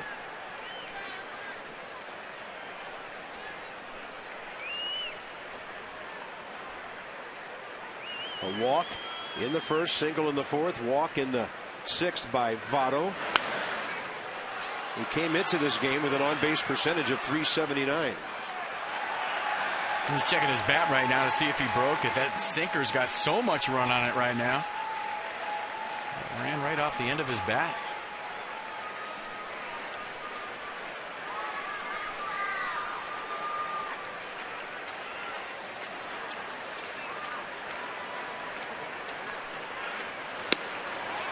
And Ryan tried to get the inside corner under his hands. 3-2. A good idea right there. Away, away, away. Come in with 2 strikes. Didn't get the call. I also like the fact that when he missed inside by enough. Inside corner, he could be seeing a ball in the bullpen. On a pitch up, Votto fouls it away. Man, this guy has great at bats, doesn't he? You talk to the Reds people, and he says he doesn't give any away. It doesn't matter if he's 4 for 4 come up his 5th time, or if he's 0 for 3. Give you that same quality at bat all season long.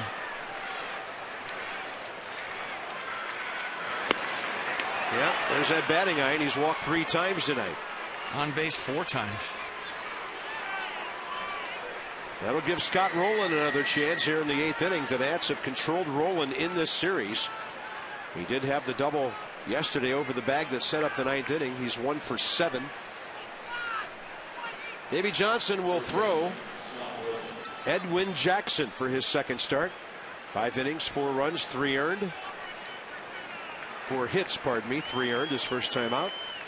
Against Homer Bailey, who gave up 3 of those homers in his first start against St. Louis. I'm sure his parents didn't know he was going to be a pitcher someday, or they might have reconsidered. It's better than walk. I guess if you're a position player, that's a great name. Walk Bailey? Come on. They could have gone with Bill. Now the Nats a strike away from being out of the inning with 2 hitters at the bottom of the order coming up, then Desmond in the 8th.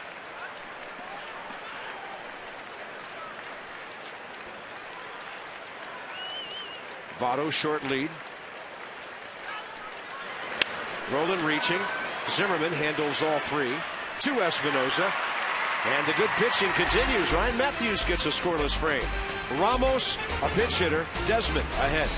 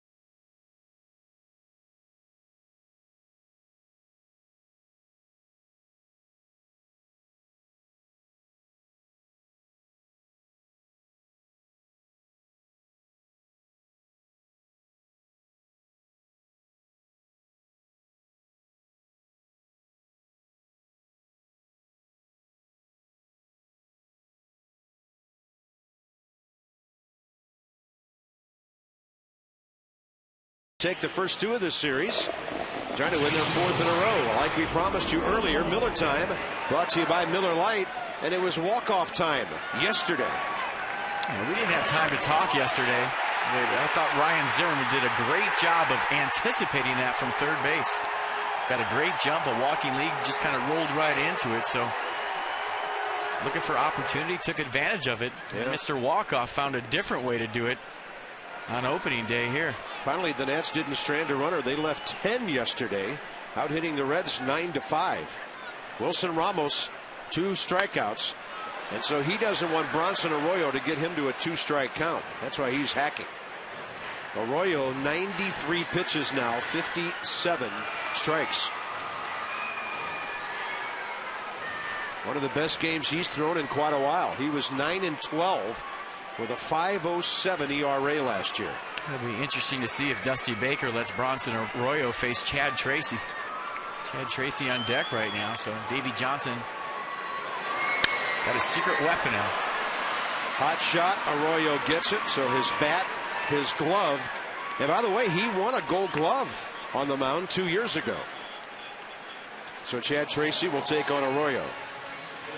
We'll keep you going with the Strasburg bobblehead courtesy of PNC Bank tomorrow. Dusty Baker, by the way, walking to the mound. 4:05, and the first 15,000 fans get it tomorrow. Sunday, Jackie Robinson Day, nationals.com/opening to check it out. And I think 2 guys in the booth would give Dusty a standing ovation if he takes Bronson Arroyo out right now. He's talking to him, though. He's asking him, and that's it. The Nats will take it. Anybody but Arroyo, the way this evening has gone.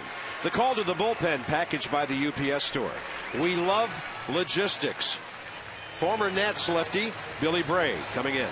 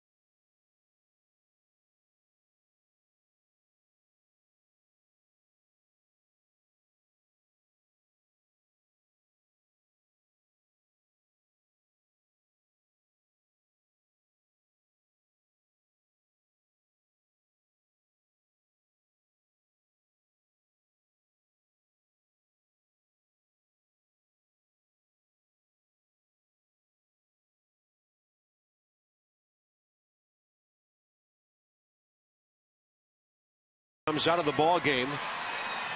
We'll tell you about all of that after we tell you about Monday, and the Mid-Atlantic Sports Report is back. Tom Davis, Phil Wood, Mel Anton, and Dave Johnson. All your latest Nats news, plus Amber Theo-Harris sits down with Ian Desmond. That's the Mid-Atlantic Sports Report on Monday. Former National Billy Bray, who pitched in 19 games here in 06 before going over in a multi-player deal, was brought in to face Chad Tracy, and of course Davey Johnson switches off now. So Tracy gets burned, and he will face right-handed batter Xavier Nady. And Bray, a two-pitch guy, fastball, slider. Fastball be in the upper 80s, slider 81 to 83. Well, it's kind of a wash. It's either righty versus lefty, Arroyo and Tracy, or lefty versus righty, Bray versus Nady. FP and I say anybody but Bronson Arroyo has to be at least a little bit of hope for the Nats the way he was pitching tonight. Yeah, bring in that guy named not Arroyo. There it goes, left side. Xavier Nady. It is close, and it is off the wall and gone. Ryan Ludwig let it get away from him. This game is tied. First homer as a Nat for Xavier Nady. How about that? Davey Johnson said all spring training he wanted some pop off his bench, and guess what, folks? He got it. And how good have the Nats pinch hitters been so far this season? Unbelievable. The Goon Squad coming through big here, and he ate that. Nice job, Xavier Nady. Wow. Fourth pinch RBI for the Nats. Bronson Arroyo gets a no decision. And Bill Bray right to the dugout.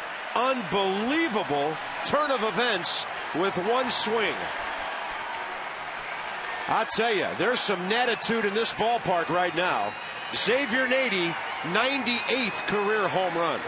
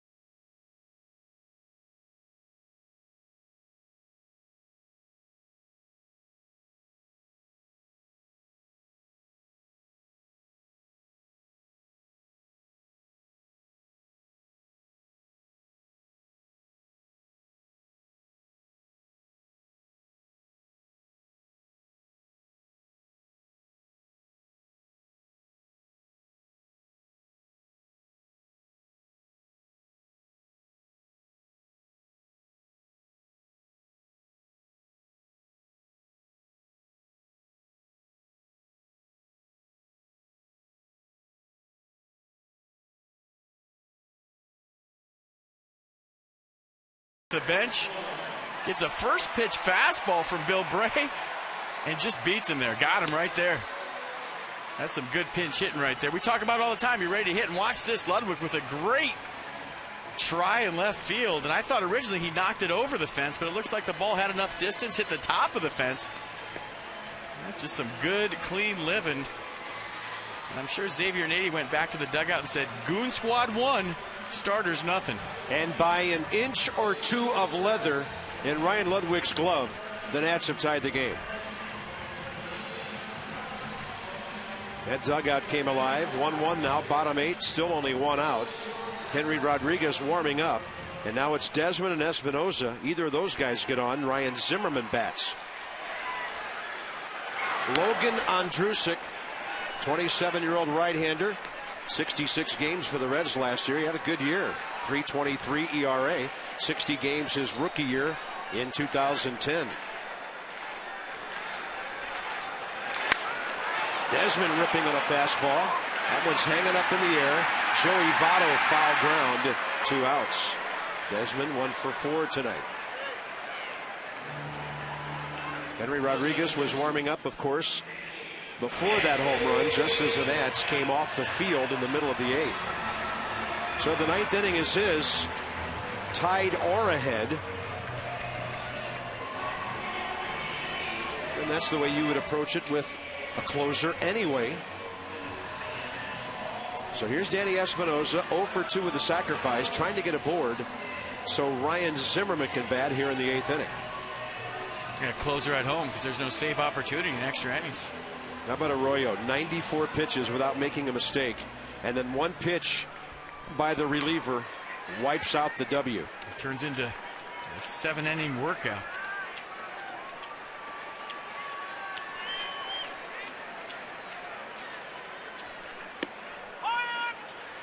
Danny Espinosa takes a strike.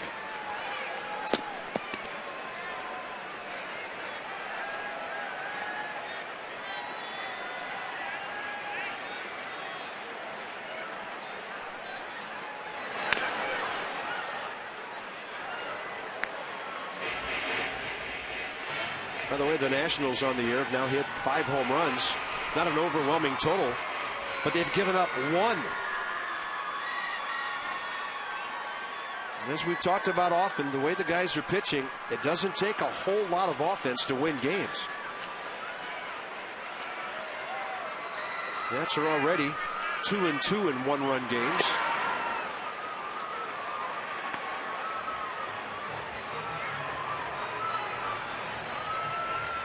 Xavier Nady made that look easy, and that is not easy. You sit around for 7 innings, you come off the bench cold, you turn a big league fastball around like that, light up a crowd.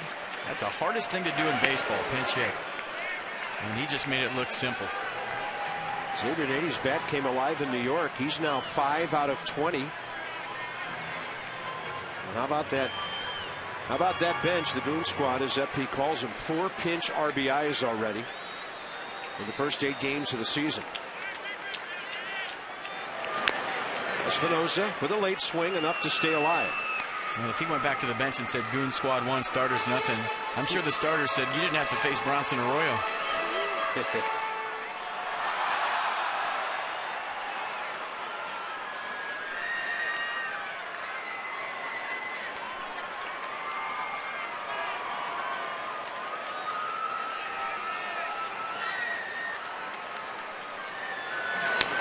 Espinosa reaching, trying to leg one out here.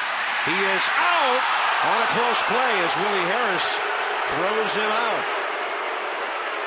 The story of the bottom of the 8th, though, all about matchups. Davey Johnson got the one he wanted, and Xavier Nady made it count by an inch or 2 out of the ballpark. 1-1.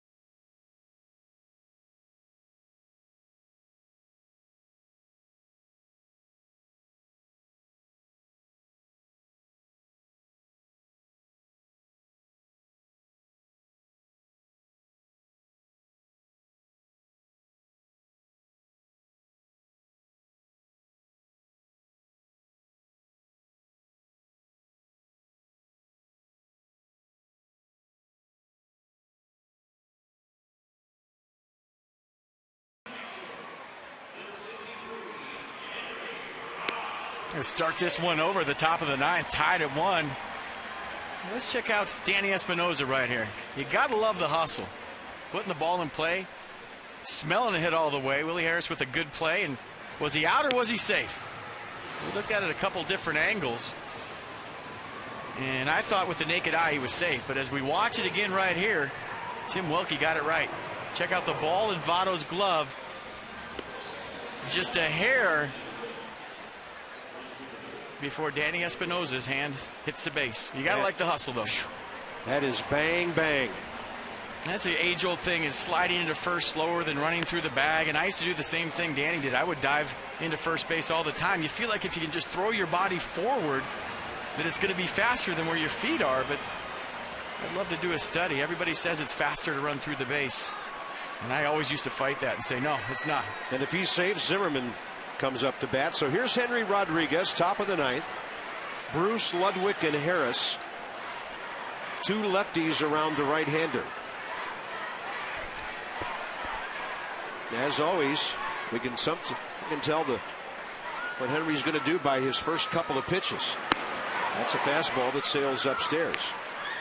Rodriguez so far 2 1/3 innings, 6 strikeouts, couple of walks. Pretty much unhittable, but it all depends on what kind of counts he gets into. That's a late swing by Bruce. DeRosa for the first down. Jay Bruce 0 for 4. WB Mason presents Nats Extra postgame right after tonight's game. I'd like to wish Ray Knight the best, his family. He's in Georgia for the weekend. Daughter getting married. And Phil Wood is with Johnny.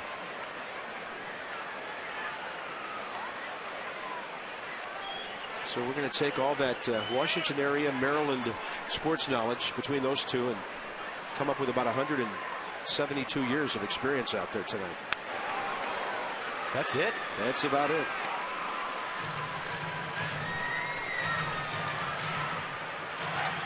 Ryan Ludwig 0 for 3. Willie Harris after him.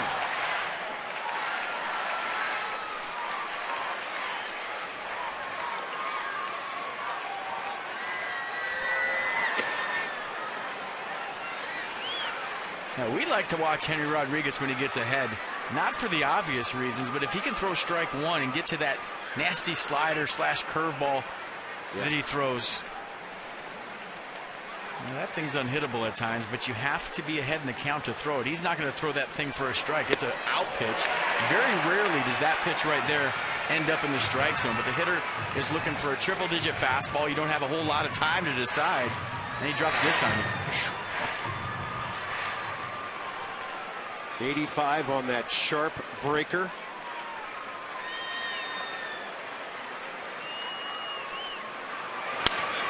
Ludwig is late. That is playable. Adam LaRoche. Foul ball. 2 outs. The Washington area Toyota dealers want to help children receiving medical treatment at the National Institute of Health and help their families as well. They make a donation to the Children's Inn at NIH. $37 for every strikeout by a Nationals pitcher this season.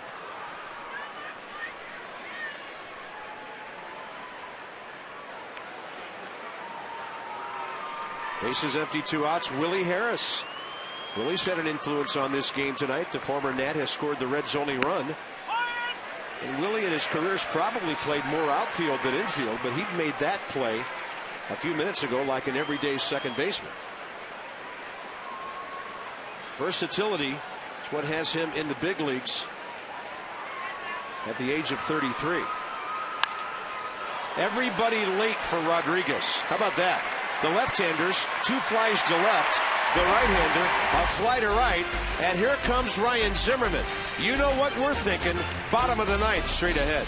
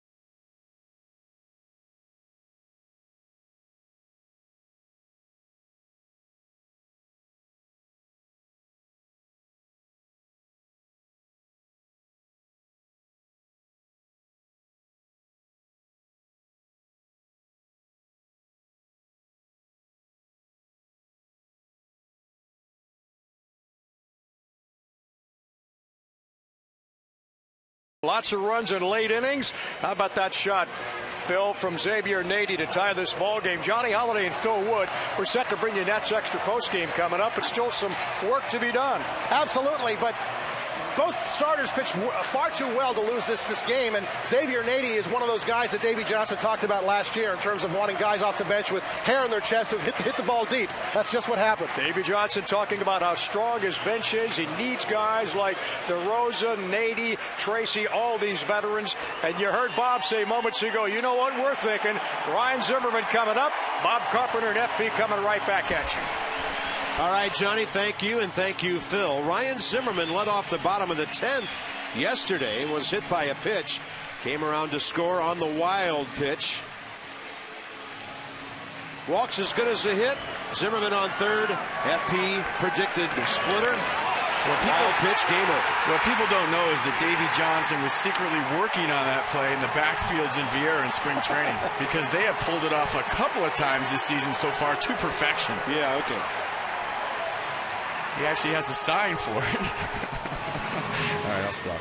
Yeah, it's called waving your arms and getting the guy home. They got that bases loaded walk thing down. They got the wild pitch thing down. Now they need the big knock. Zimmerman, a double in 3 trips tonight. 2 other fly balls to right field.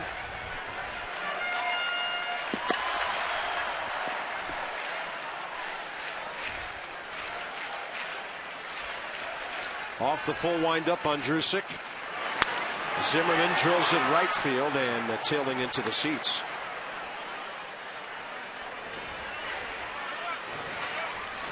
Look at this, 1,000 career at bats here and hitting 5 clicks under 300.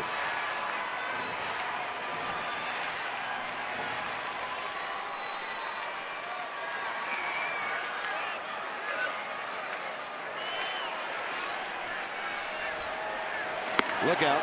If he has the kind of career that we think he is, they may have to call it Zimmerman Field at Nationals Park someday. Ryan, hopefully here, his entire career signed through 2019 now with an option for 2020. Well, he'll have a statue when it's all said and done. That ball hit hard, but right at Willie Harris for the first out. Andrusik now's come on to retire 3 consecutive Nats after the Xavier Nady home run. Really a 2-pitch guy. He'll throw the fastball, 4-seam, and then he'll cut the fastball. He got a curveball to go with it. LaRoche and Worth are the next 2 hitters. Adam 0 for 3 tonight, as is Jason Worth. And Andrusik drops it in.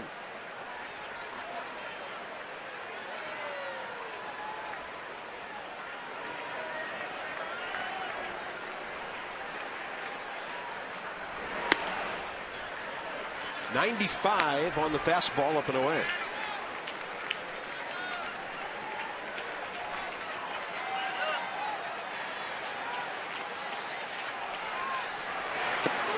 And he goes off speed and misses. Mets are ahead of the Phillies up north.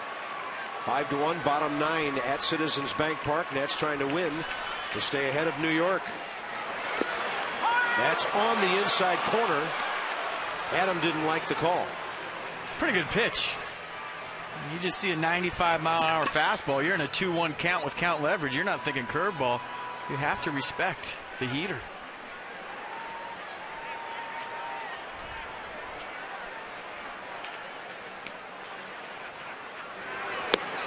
And LaRoche strikes out. 83 on that changeup.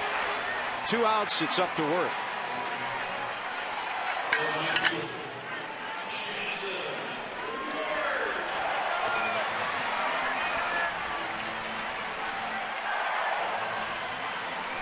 Jason tonight, foul out to first, fly ball to left, swinging strikeout, all against Bronson Arroyo, who's the hard luck, no decision guy tonight, but so's Jordan Zimmerman. Arroyo's just came about in crueler fashion. Quick strike.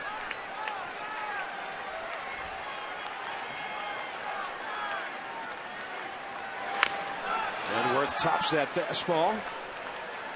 And the count's even 1-1.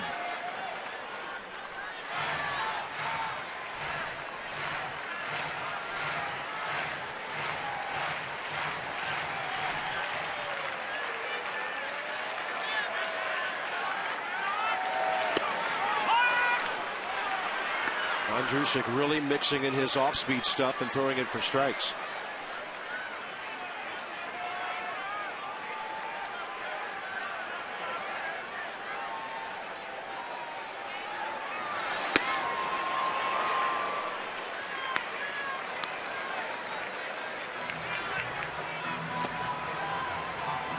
Mark DeRosa next if Jason Worth can keep it going.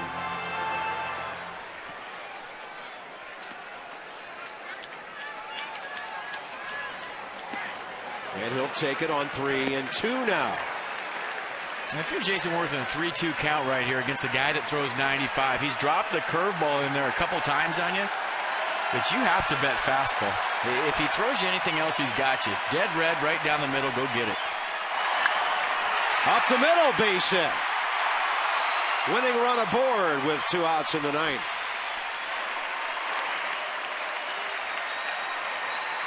Jason Worth, 9th base hit of the year. A short, compact swing right here. Bet fastball, got it. Look at him, eyes on the baseball, staying through it. Good backside. Great balance. And now Jason Worth's got to find a way to get to second. That curveball Andrusic has, you can steal second. Yeah, you know that's on his mind, and the Reds are thinking the same thing. Jason Worth last year stole 19 bases in 22 attempts. He knows when you need to steal a base. And he can steal a base when everybody knows he's going to steal a base, and that's when it becomes valuable. But you see the slide step right there, no chance. Mark DeRosa needs to be thinking right field here if he can. Almost 90 feet of hitting room as Willie Harris shades up the middle. And DeRosa showed us in spring training what a great right field shooter he is.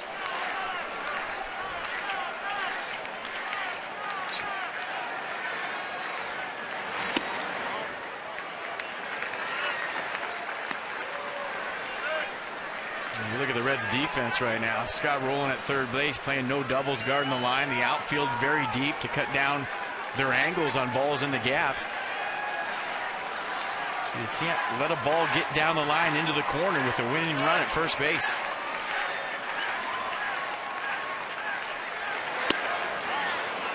Just outside, 2-1. Yeah, pretty good take right here from Mark DeRosa. He's looking for something to drive. He decides that's not the pitch. It was clearly off the plate away.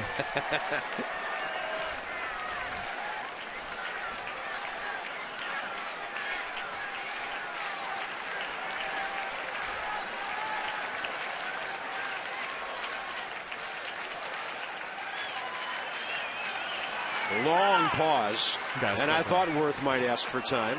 Paul Schreiber gave it to him. Pardon me. Mark DeRosa asking for it. Well, I think about 8 guys asked for time right there, so you were right either way. Worth not a huge lead. And DeRosa pulls it left side. Base hit. Worth will have to stop at second with a play right in front of him. But the winning run is in scoring position. And here's Roger Bernardino. You know, you don't know what's going to happen right here, but don't you get the feel that these guys last year in September learned how to win these baseball games, and so far in 2012 expect to win these type of baseball games? Yeah, I mean, you just get that feel, right? Yeah.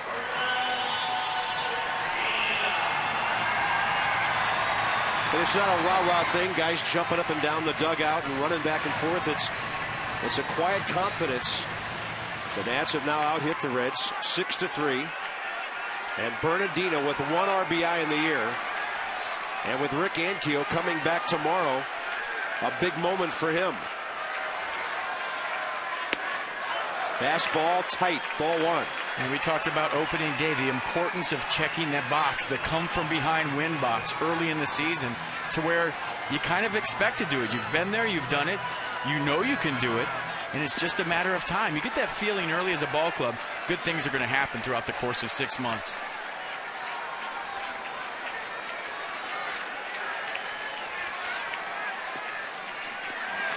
Ball 2. And trying to pound Bernardina in. Let's see if they continue to do that. Fastball in, curveball in. If I'm Roger, I'm sitting dead red right here. I'm looking for a fastball in the inner half, and I'm getting the head out and pulling it down the corner.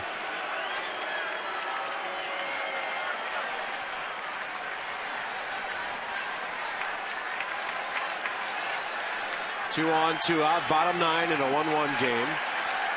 Jason Worth, a great base runner on second. Got to be a fastball.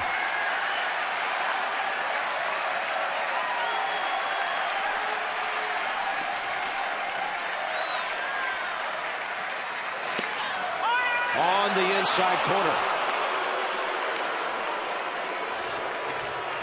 And that was the cut fastball, 88 miles an hour. Started on the inner half, ran it away. Just caught the corner.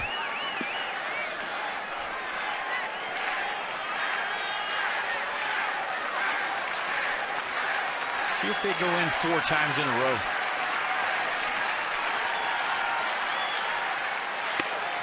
That is upstairs, ball 3.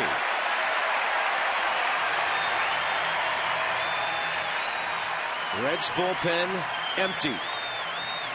Ramos on deck. I've been in these situations before. 3-1 count. You just want to hit the ball hard somewhere. Get a good pitch and let it rip. Oof.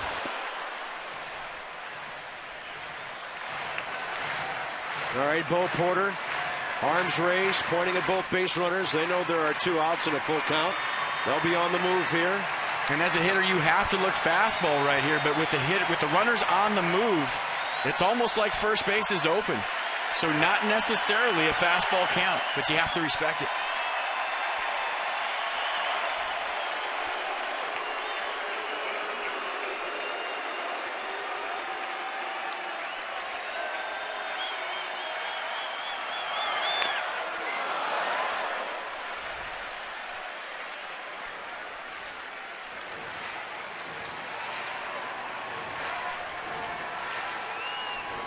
Well, wouldn't the Nats like to add their name to St. Louis and Detroit with a run here?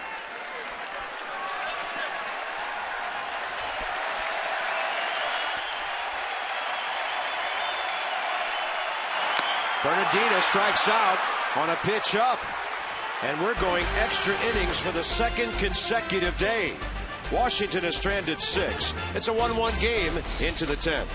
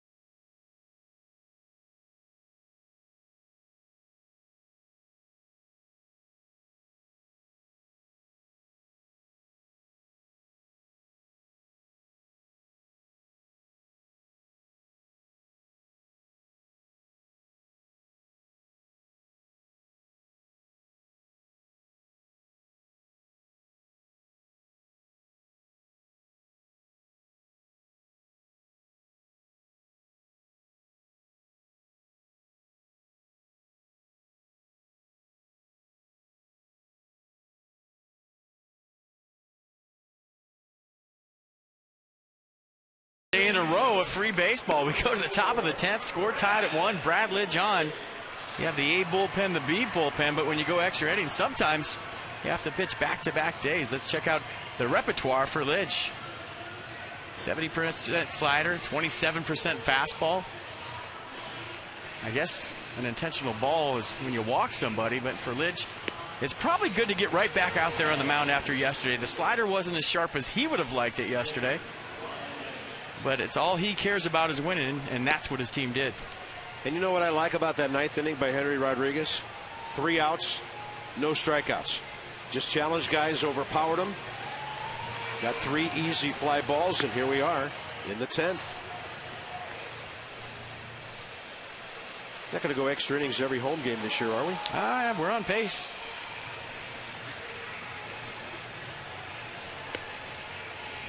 The Reds have Hannigan, the catcher, then the number 9 spot, and then the top of the order with Drew Stubbs.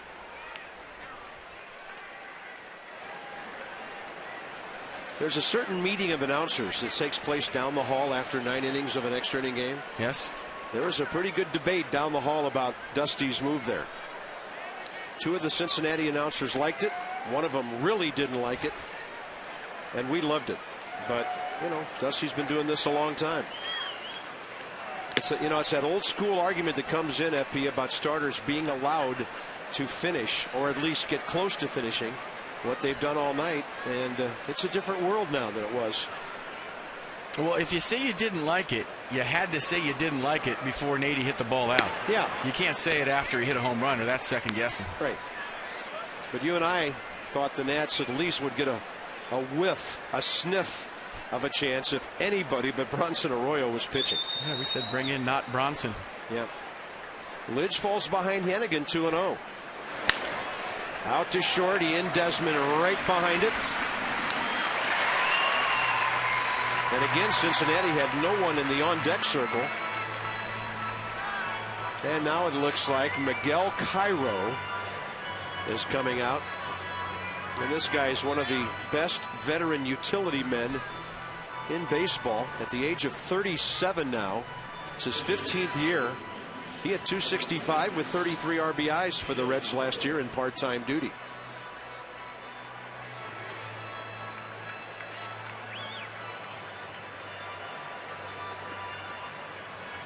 Cairo to start this season, 0 for 7 with an RBI.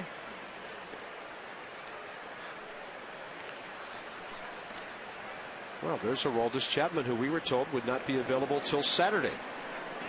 But it's enough innings to be Saturday.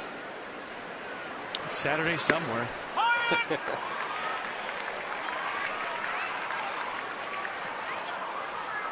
Say the guy who saved the day for the Reds was Logan Andrusik. Comes in and gets 5 outs. He did give up the 2 hits in the 9th, but the Nats unable to touch him for a run. And this should be easy for Jason Worth. 2 outs.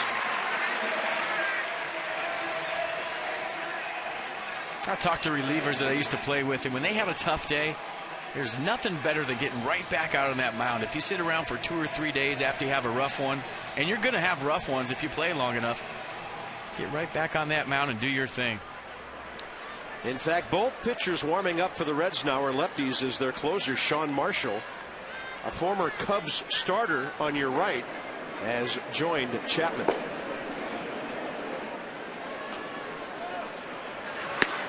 I've been told that Aroldis Chapman has dialed back the velocity a little bit, and he's throwing mid to high 90s instead of triple digits. And they think he'll be in their rotation this summer. I'll believe that when I see it.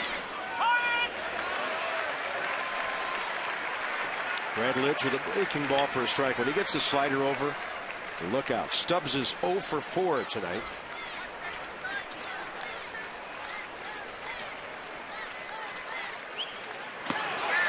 Wow, what an inning for Brad Lidge.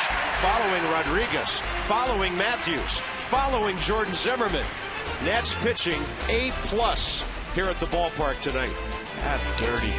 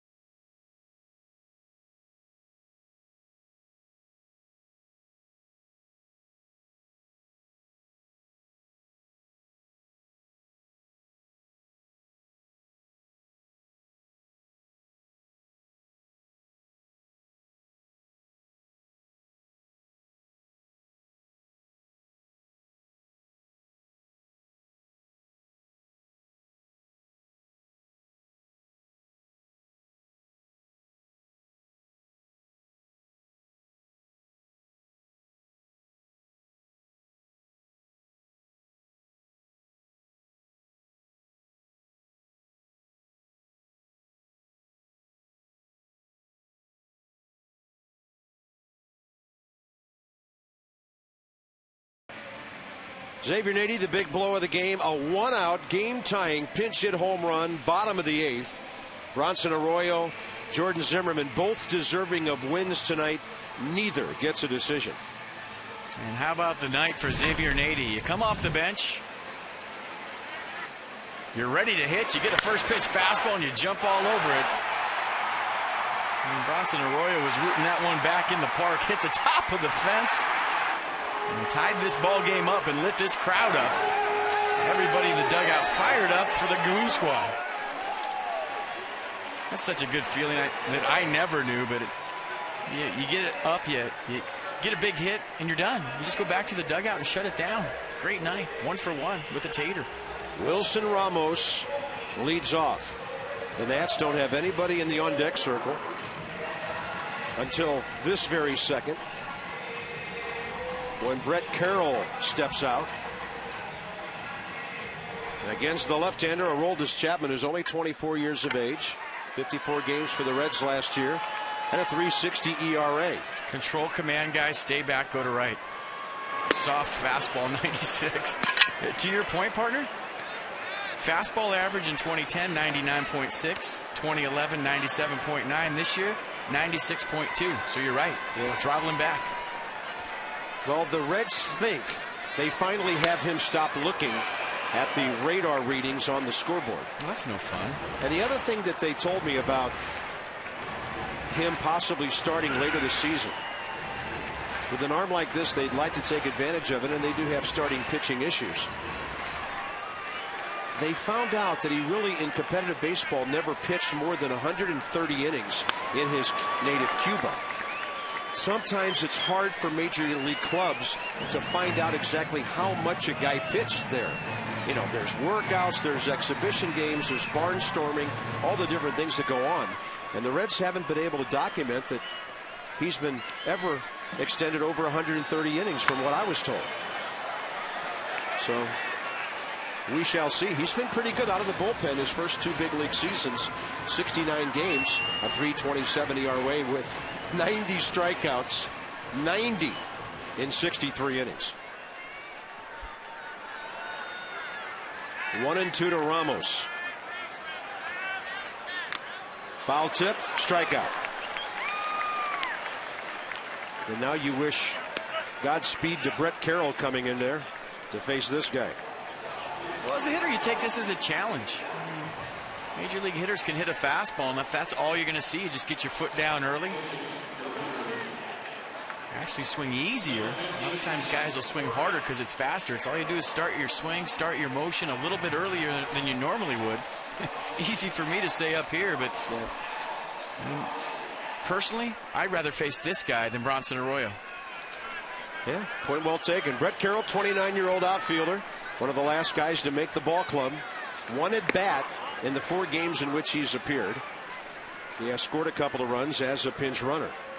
So he bats for Brad Lidge.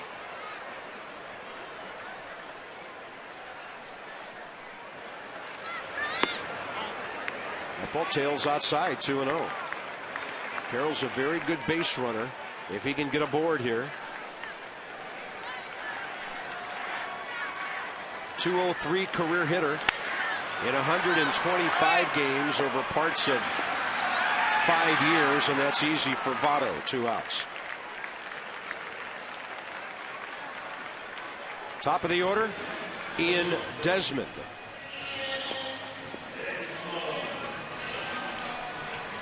This should be a fun at bat. First pitch fastball. Yeah, absolutely.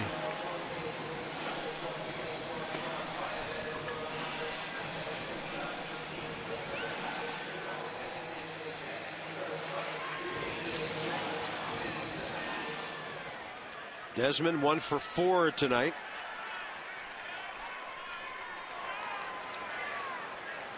There's a first pitch fastball. Up the middle. Willie Harris close and out. Desmond really made it very close at first base. On to the 11th.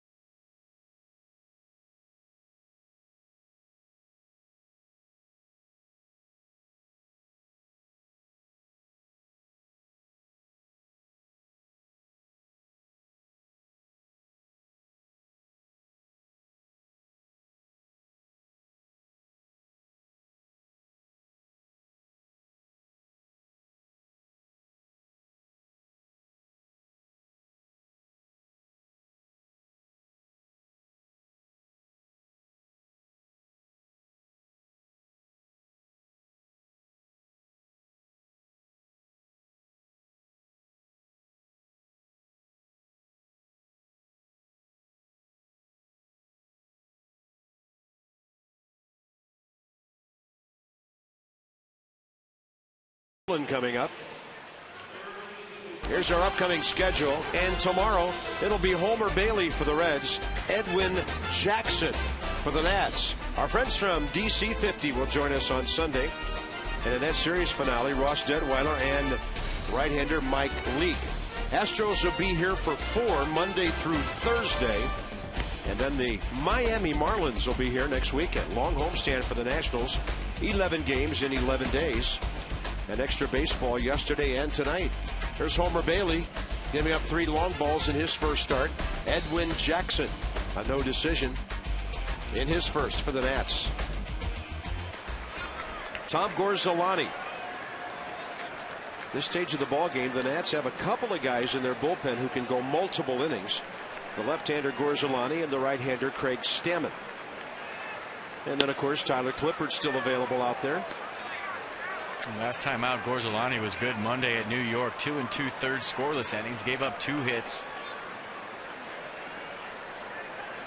And Sean Burnett still available. Little chopper. Zimmerman was playing shallow. Nobody makes that play better.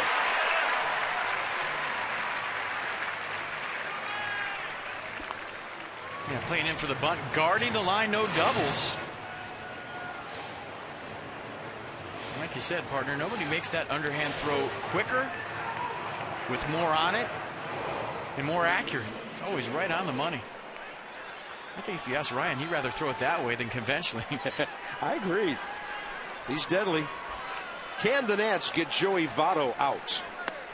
In this series, he's had 8 plate appearances. He went 0 for 3 yesterday before walking in the 9th. So now he's been on base 5 times in a row with 4 walks and a base hit.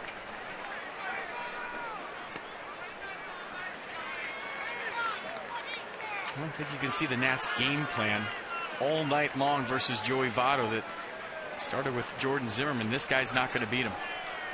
Gorzolani has handled him well, retiring him 15 out of 18 times. When you do that in your meetings, your pre-series meetings, you get your scouting report, you usually circle one guy in the opposing lineup that you say, hey, if push comes to shove, this guy's not going to beat us. We're not going to give him anything good to hit in a big situation. Breaking ball, Votto waiting for it. Straight back it goes, 2-2. Mets closed out that win at Philadelphia 5-2. So like the Nats, the Metropolitans are 5-2. Phillies fall to 3-4. Votto drives it out of play the other way. Marlins in the 8th at home, still leading Houston 4-2 there. Trying to improve on their last place 2-5 record. And the Braves lead the Brewers 8-5, bottom 6, long game tonight at Atlanta. The Braves are 2-4. Look at this guy. Pitch him away. They just flip him out of the ballpark until he can get something to work with. I mean, there's stats on everything in baseball nowadays. I would love to see a stat on Joey Votto on how many pitches he fouls off and what he does after those pitches. You know, buying himself extra pitches throughout the course of 162 games. Front door breaking ball just missed. I don't know if Gorzolani meant to throw it in there, but that was close. I mean, there's got to be somebody out there that doesn't get out of their house very much, that sits in the basement every night, that can keep track of that stat for me. What does Votto do after a 2-strike foul ball? I want to know. I think several of them work at the ballpark here. We talked about Josh Tolley with the Mets fouling pitches off with 2 strikes, but Joey Votto's got just such a short swing to where the game is moving so slow for him. He could take a fastball in the black and at the last second decide that might be a strike. I'm going to foul it off. 3-2. Wow. When you talk to pitchers that come from Double-A to the big leagues or Triple-A to the big leagues, the first thing they notice is how many balls big league hitters are able to foul off with 2 strikes. Spoil some tough pitches and buy himself another chance. Breaking ball gets him as Gorzolani drops it downstairs. And just a nasty slider right there from Tom Gorzolani. Pretty good battle. Won by number 32. Look at the rotation. Just a lot of break very late. 2 outs, bases empty. Gorzolani against Scott Rowland.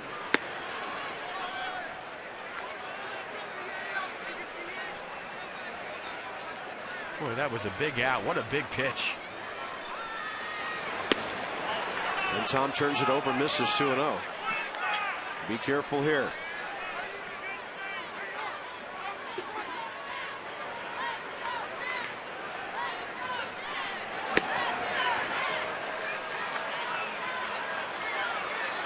You would think the red light is blazing from the Cincinnati dugout here. In a game situation, top 11, 3-0. Trying to give Scott Rowland a sign. Dusty Baker whistling. They're trying to let him know either green light or red light right here, I would imagine. He might have had his own sign. Yeah. I'm swinging if it's good. I've been around a little bit. I'm swinging. Gorzolani evidently wanted nothing to do with Scott Rowland.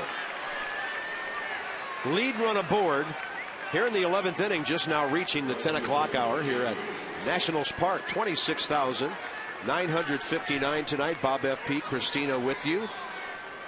Masson HD, and another scintillating ball game between the Nats and whoever they're playing to start the season. Cubs, Mets, Reds, you name it. They've all been really well played and very intense. Lefty Jay Bruce fouling it straight back. Bruce a double, a walk last night. 0 for 4 tonight. Good success against Tom Gorzolani. 3 of the 4 hits have left the premises. Some high gas. 91 from Tom.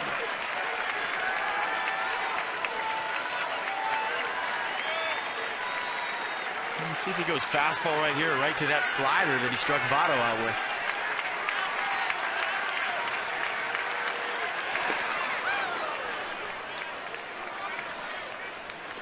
Pretty good stop by Wilson Ramos.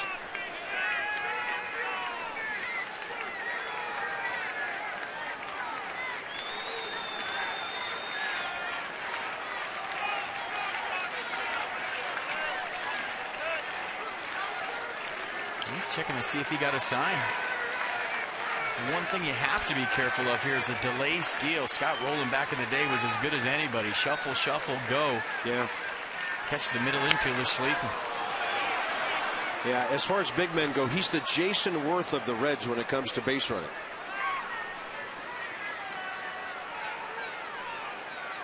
Still remember the night I saw him on a ball hit up the middle near the second base bag take out the shortstop and the second baseman on an attempted double play. They were pinching in for the ball and he wiped everybody out. And the 1-2 coming. That ball driven to right. Worth to his left, coming in. He's got it. And this one to the bottom of the 11th inning. Espinosa, Zimmerman, and LaRoche straight ahead.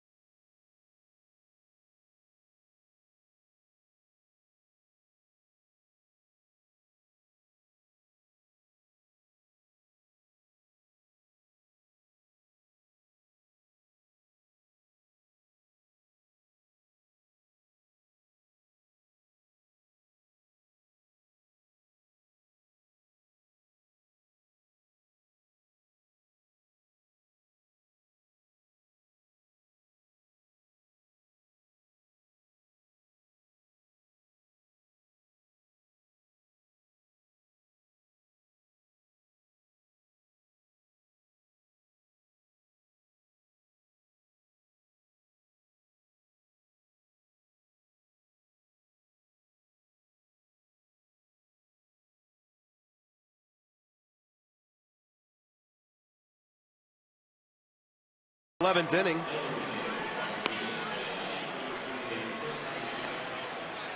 We have a new right fielder, evidently, for the Reds. We want to correct something. According to the Reds game notes, Alfredo Simon has now changed his name to Alfredo Simon.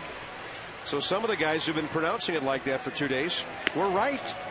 He was Alfredo Simon when he pitched for the Orioles. Oh, I thought he did it after the game yesterday. As to not be recognized. Chris Heisey in the game, so a double switch by the Reds. So the pitcher's batting 5th and Heisey batting 9th.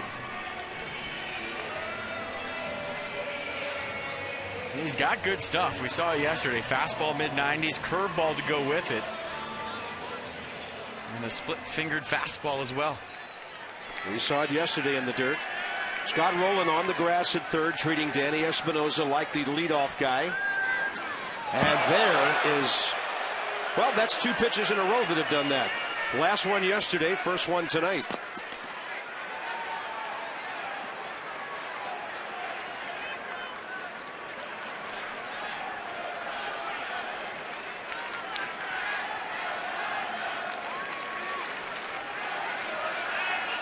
This always used to make me shake my head when I had a guy come out of the bullpen that throws 95 and he throw a first pitch curveball.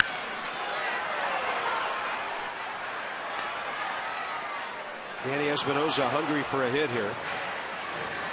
Season off to a 4 for 25 start. But he's done other things like walking and getting on base and playing great defense to help his ball club.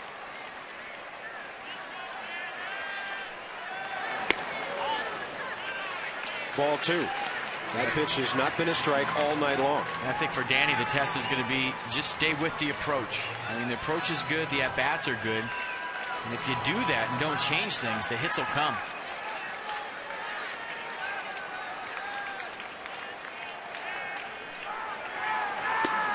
Off speed, it's in there. A lot of times the hitter, when you have a good approach but you're not seeing results, there's a tendency to change things up. I think for Danny right now, so far this season, he's looked very calm, very compact from the left side. He strokes it hard, out to short. Valdez with a nice play. See, that's just another good at-bat for Espinosa with nothing to show. Yeah. That ball was smoked to shortstop. He got into a 2-strike count. Nice job of staying short, going the other way, and the hits will come if he stays with that approach. Very frustrating right now for him. I think he's smart enough to know that if he keeps doing what he's doing, he's going to have a good season.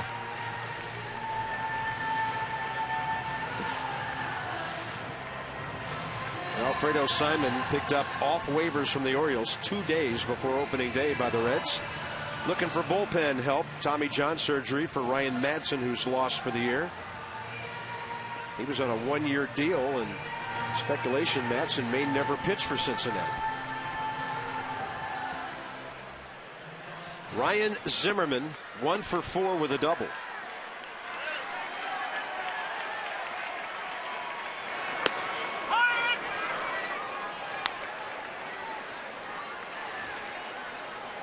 And a lot of drama in the late innings.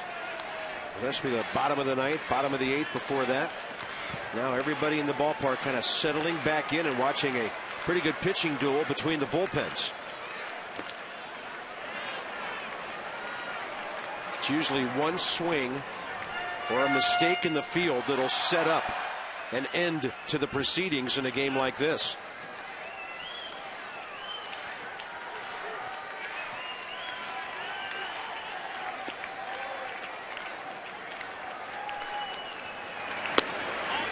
Just a little bit outside, 2-1.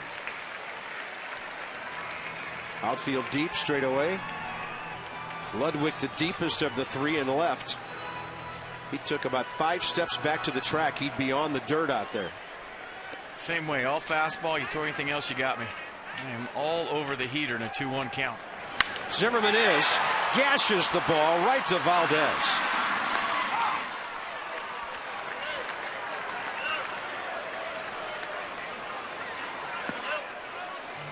Let's check out how Simon pitched Zimmerman. First pitch fastball right down the middle. He got a first pitch split yesterday, I believe. It hit him in the arm. You see the fastball away, and then he gets a 2-1 fastball and does everything you're supposed to do in a swing. Just not rewarded. Ball hit so hard, Valdez had time for 3 crow hops before he threw it. And here's Adam LaRoche wearing a rare offer tonight. So Simon comes in backdoor with a breaking ball. You see the nod from LaRoche. He's probably thinking you can have that one. That's a good pitch. Goes with the fastball, misses low, 1-1. Houston has scored twice to tie Miami. They're in the 9th inning now, 4-4. And the Brewers just scored 2 to tie Atlanta. They're in the 7th, 8-8. 1-1 here, bottom 11, outside.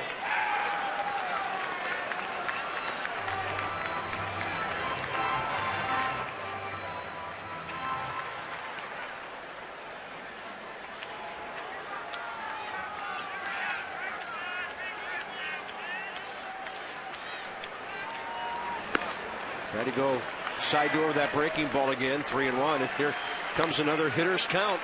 He had 2-1. He's sitting fastball, got the breaking ball away, and now same way. Looking fastball, 3-1. Get the head out, beat him there, do some damage. Anything else you're taking?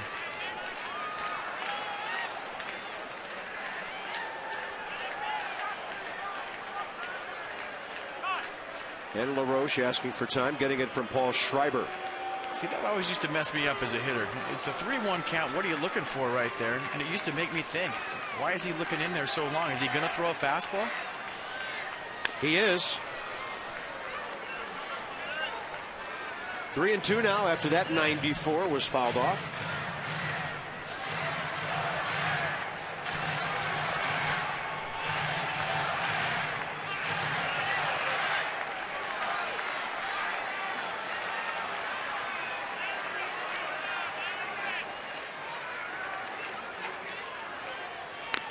And he had LaRoche out in front, pulling the string on that one.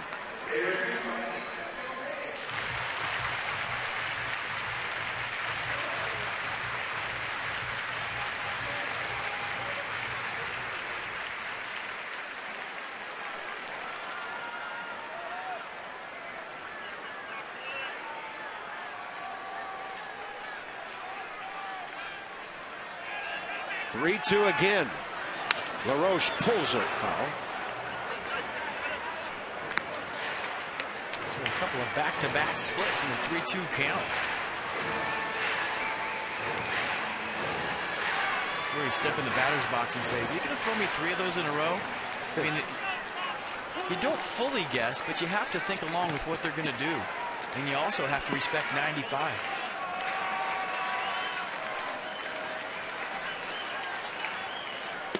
That is ball 4, great at bat by Adam LaRoche. He walks for the 4th time this year, and the winning run's on with 2 outs here in the 11th with Worth coming up. You see the sequence, everything away to LaRoche, and the 3-2 pitch in and clearly down. That's a tough pitch to lay off, partner. I'll tell you what, 3-2 count, You're looking for a fastball, borderline pitch, you take it, you get the call. Seeing the ball big. Hitters want to hit. Bullpens are quiet. This is where that curveball in the dirt might come into play and get LaRoche into scoring position for Jason Worth.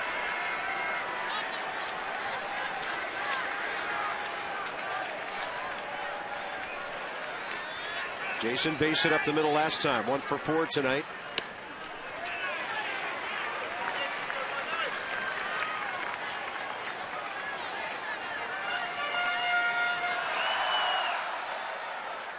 Three RBIs on the young season, 9 hits, 31 at bats.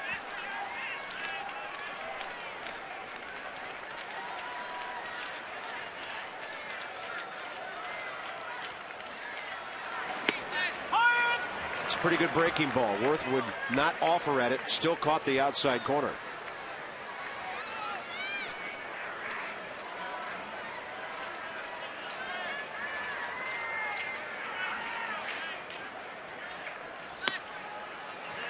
You know, they don't call it anymore, but you remember it was the late 90s, early part of the decade, and they were calling balks left and right, making guys stop.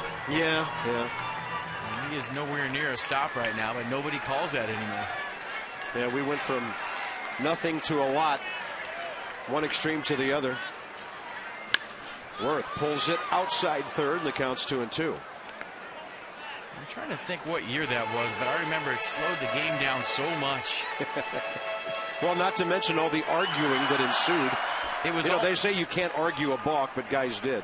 It was almost like every major league ump had a quota to fill because the league came down so hard on them to make guys stop. When you're in the stretch position, you got to come set. And I remember catchers going out and making all kinds of signs. Got to come set. Got to come set. And now it seems like nobody comes set. 2-2. Worth able to foul off that off-speed pitch.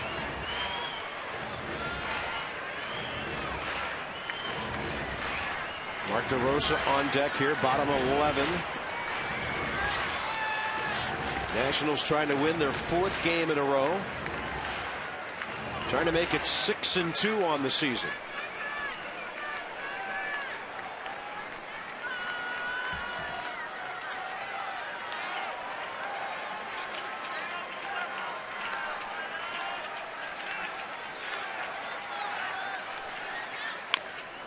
Good battle now by Jason Worth.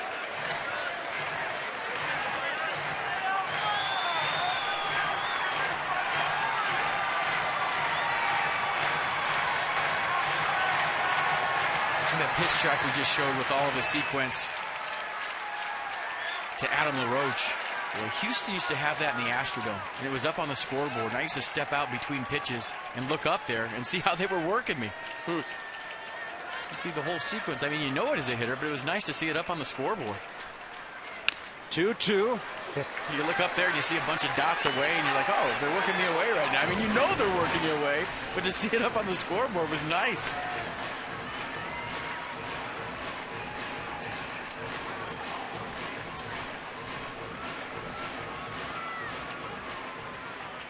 Looking for pitch number 8 in this at bat.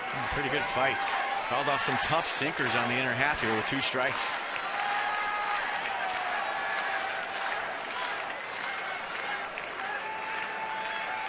Runner going. So they turn LaRoche loose on a 2-2 pitch. And Davey Johnson trying to go a little sneak attack right there with Adam LaRoche, and I love it. That's one of those things where as a base runner with not a lot of speed, you just kind of cheat and go because you know they're not going to throw over. Yeah. Well, and Adam's not the fastest guy on the team. And against a no doubles defense, if Worth finds a gap, getting him started could win you the game. Yeah, but now the gig is off. The sneak attack is over. So he's got about a 5-foot leadoff. 2-2 again. And Worth on a breaking ball will pop it up on the infield. Scott Rowland called off by Valdez. On to the 12th. It's all about pitching all night long here in this long game.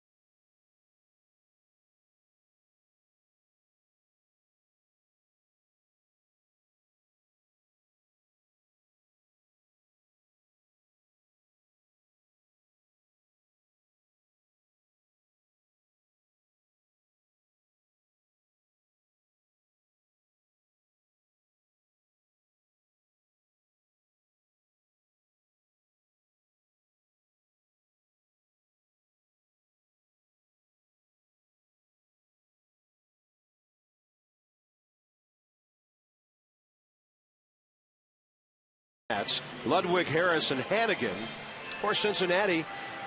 Well, let's see. 3 hours and 15 minutes ago, we showed you this graphic on how the Nats staff ranks in Major League Baseball. That 2.18 ERA is on its way down. Cincinnati pitching well as well tonight. Their team ERA coming in was 3.96. So some offensive numbers will take a beating, but the pitchers love it. I figured it out with my fingers and toes. The ERA is down to 1.97. Wow. After tonight. Well, and the Phillies gave up 5 runs tonight, so that's #1 in baseball. Big swing and a miss by Ryan Ludwig. 0 for 4 tonight. Ludwig career against Gorzolani 2 for 16.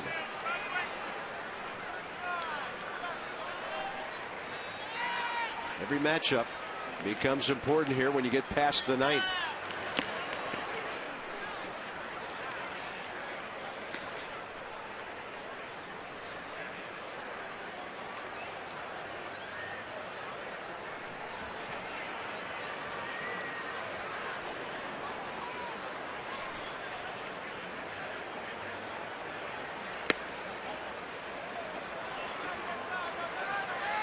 Two and one. Well, look who's here. Zach Cozart, the young shortstop. Set to bat for Willie Harris next. That ball is hit hard, and that's trouble. Into the corner. One hops at the 336 mark, and Ryan Ludwig has a leadoff double.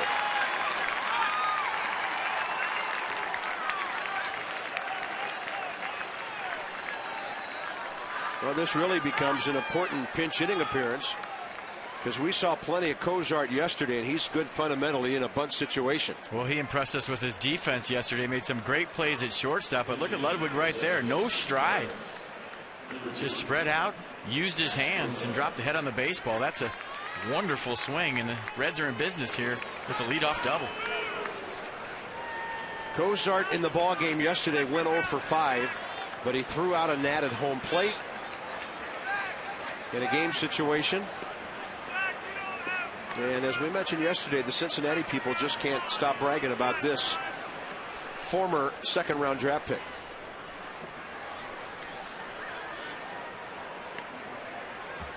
Bunt situation. He pulls back and takes ball 1.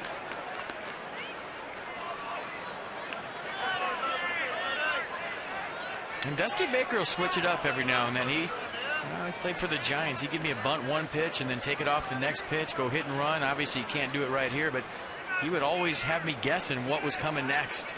Most managers just put a sign on and keep it. He's not afraid to switch. Ball bunted in the air. Ramos has it. The last thing the Reds needed to happen just did. 1 out. And check out the bunt attempt. A fastball up and just got the barrel beneath it. Good play by Wilson Ramos. Little Willie Mays basket catch on the bunt. Ryan Hannigan, the catcher. He's 0 for 4. Now the Reds will just take some hacks and have 2 chances to score the lead run.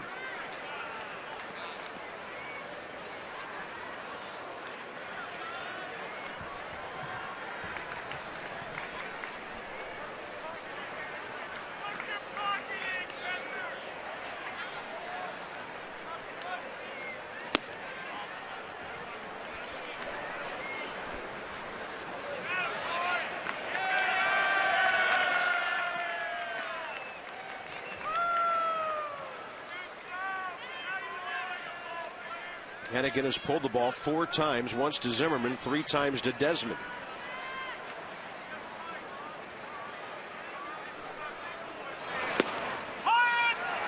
Little thing so important in extra inning baseball games. That leadoff double on. You got to find a way to get him to third.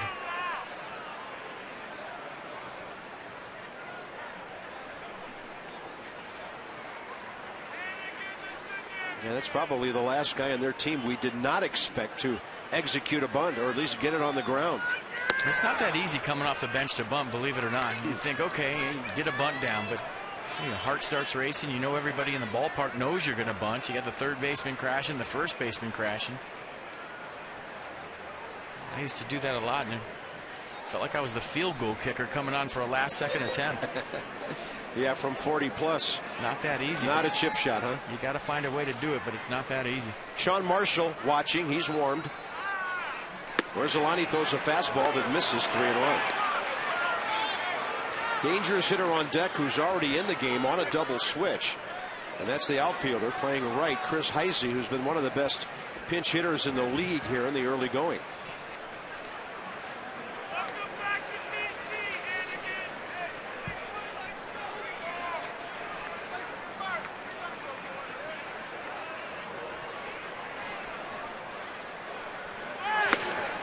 And Hennigan will take the walk.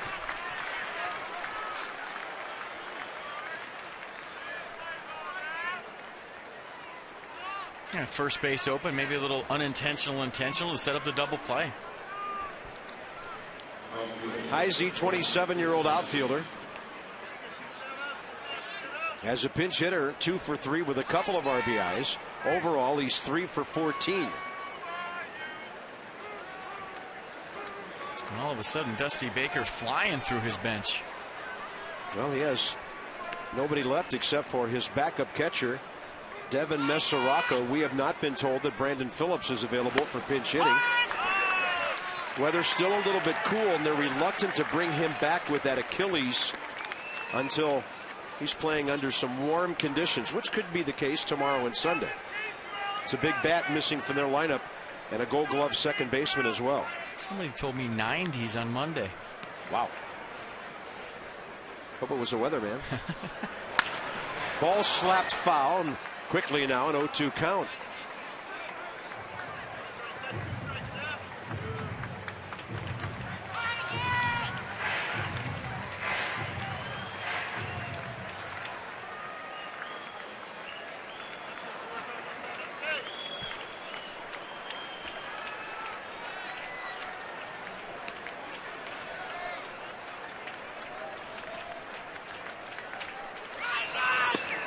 Gorzelani buries the breaking ball. What comes into play right here?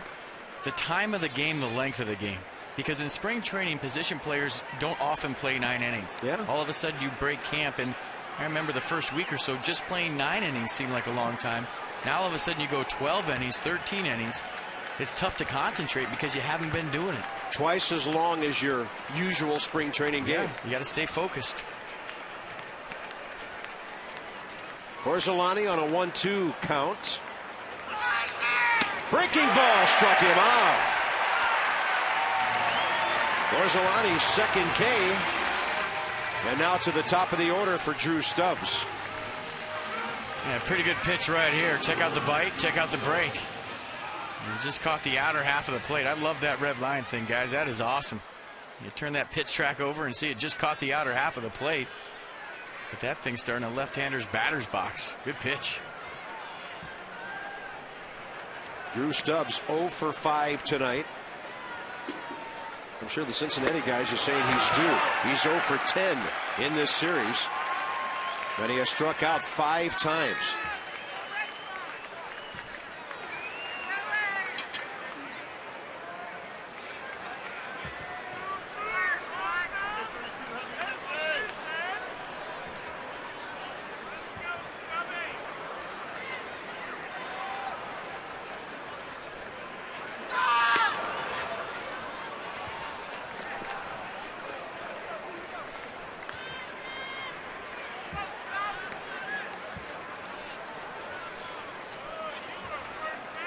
I would think Sean Burnett's next if this game continues.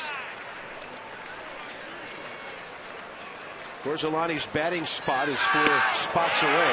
Good fastball. And the bottom of the 12th comes around. He's got a good heater, breaking ball combination going. And we talked about this last year. We often do not give Tom the credit we should for being, at times, a power pitcher who can get strikeouts. Sneaky fast, 91, 92, looks like 94. See if he goes with another heater right here. Crowd making noise on a 1-2 count. And that time, the right-hander Stubbs lays off that breaker down and in. And went to the slider, went to the out pitch. Trying to get the swing through strike 3.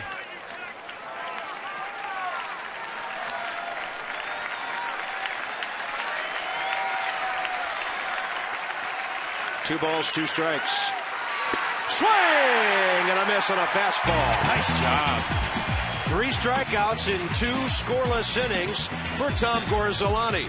Bottom of the 12th, DeRosa, Bernardino, and Ramos, the do-ups.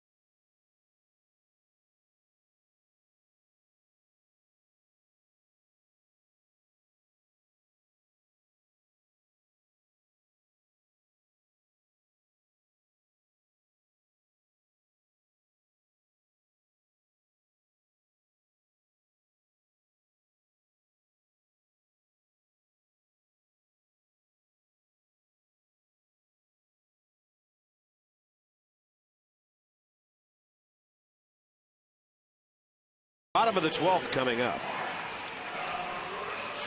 Now, Wilson Valdez will shift over to second base where he started last night. They pinch hit for Willie Harris with Zach Cozart, and the rookie will come in and play shortstop. This thing keeps going. Wilson Valdez is going to pitch. Maybe against Steve Lombardozzi. Who knows? Here's Mark DeRosa. 1 for 3 with a walk. Simon delivers and strike 1.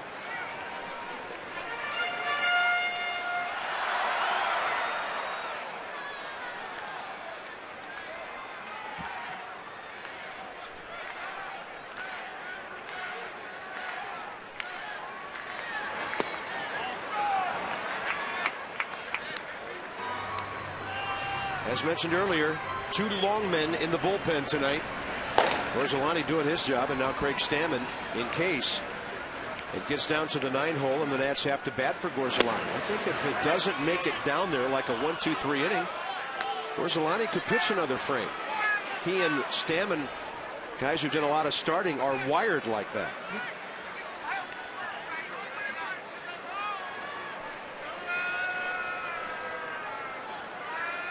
One ball and 2 strikes to Mark DeRosa.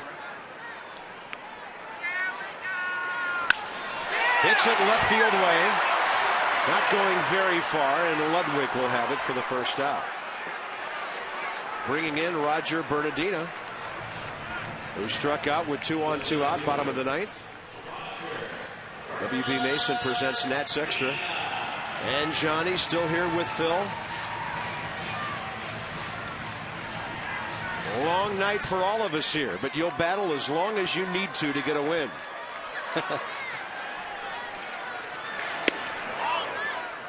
It looks like the start of a new fashion craze. That's for the Shark, Bernardino. Yeah. Would this be snatching something from the jaws of a tie game? Sure. Bernardino 1 for 4 with a double up the alley in right center earlier. Off speed had him out ahead. 1 ball, 1 strike. Roger, one of those guys like Ramos at the bottom of the order who has the capability to win the game with 1 swing, whether anybody's on base or not.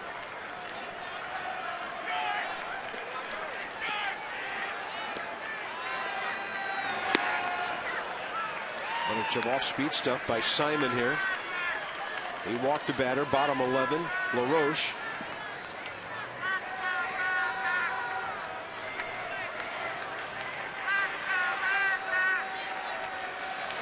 Bernardina trying to slap it the other way. 2 balls, 2 strikes.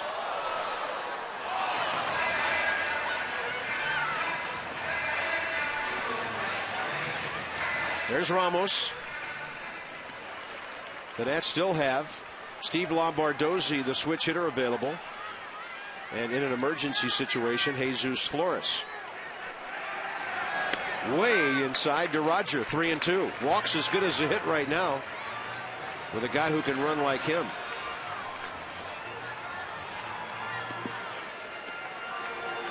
I'd like to see him get aboard so we can start talking about how fast or not Simon is to the plate off the stretch.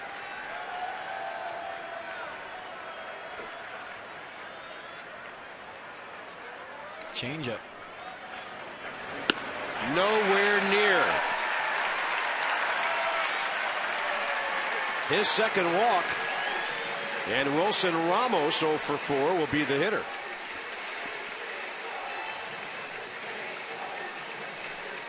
Now Ryan Hannigan put changeup down originally, and he shook it off and went to the fastball, missed high, and now you're wondering if Davey Johnson gets a little bit antsy and thinks about going hit and run.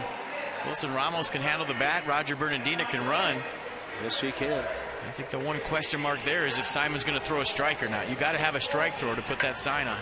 Bernardina, 17 stolen bases in 20 attempts last year. Ramos looking for some contact. He has fanned 3 times tonight, 2 of those against the big breaking ball of Bronson Arroyo. Bernardina had a good lead. His right foot out even with the cut of the grass.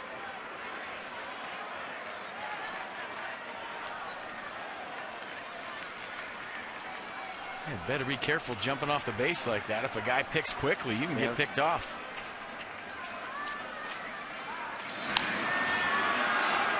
Some guys pick on the way up, some guys pick on the way down, some guys will pick with the ball in their bare hand. But when you jump off the base that quickly, if a guy sees that, they'll step off and snap a throw right behind you.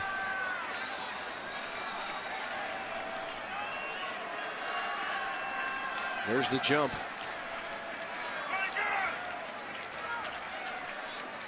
Well, Bernardina has the pitcher thinking about something other than the hitter to a certain extent, and that's a good thing, as Simon misses way inside to Ramos. And if you're going to go hit and run, it's right here. I wouldn't be surprised if Dusty Baker threw over a couple of more times to see if Roger Bernardina tips it off.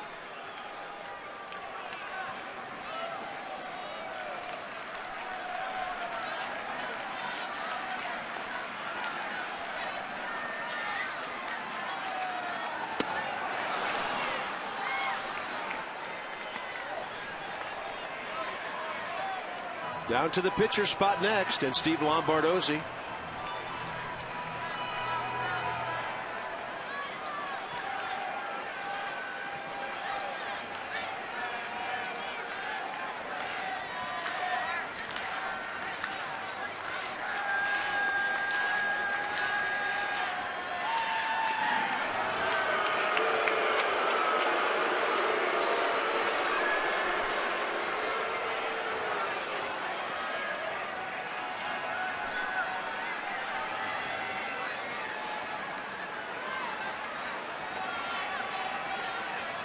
One ball, 1 strike, the count.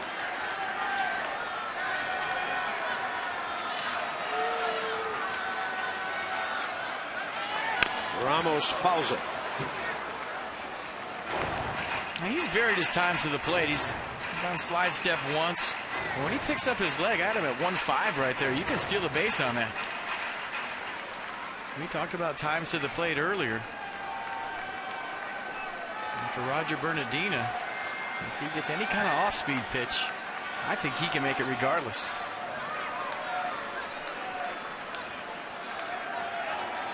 Lead about the same as he had before. He's going. Pitch is low and inside. Throw. Safe. Bernardina's first of the year. winning run in scoring position. Pretty good jump right there from Bernardina. Picked a good pitch to go on. Not a bad throw by Hannigan, but watch the jump. A little look back to see if the ball's put in play. Good tough late slide. Yep. All of a sudden the Nats are in business here. Game on in the 12th. Yeah, that's a ball coming right into the runner. And really, Valdez never had a chance to catch it. The Reds might be lucky that ball didn't skip into center field. Now how will they approach Ramos on 2-2 with first base open? That's a good point, partner. That ball hit Bernardina. Kicks either way. You got a runner on third, one out. Ramos swings and fouls it to Bo Porter. Wilson having a tough night tonight. Can change all of that with one swing.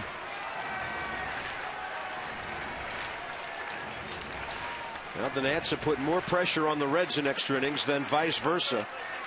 2 base runners, bottom of the 9th, another in the 11th, and another here in scoring position, inning number 12.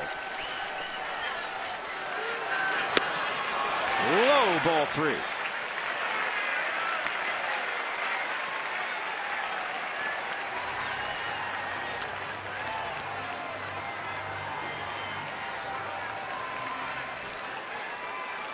Not necessarily a fastball count, but if you're Wilson Ramos, you have to respect the mid-90s.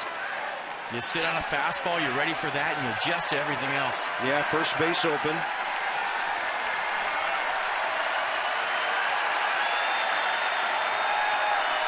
Bernardina running. He'll get to third base and go around the bag, and they're going to pick him off. That'll get Ramos to second. And Bernardina races home. He's out. And safe at third is Ramos. My goodness. Bernardina gave the Reds a little concern there. It took them a long time to get him out. And so basically some runners trade places here with 2 outs as the ballpark really buzzes. You can score that one on your score sheet. I have no idea what to write down. Boy's going to have to bail me out on the replay. 6, 5, 2, 6, 6, 5, 2, 6, and almost a double play. I'll tell you what, partner, that Cozart's some kind of heads-up player. Just to look at Bernardina coming around the base, young guys don't do that.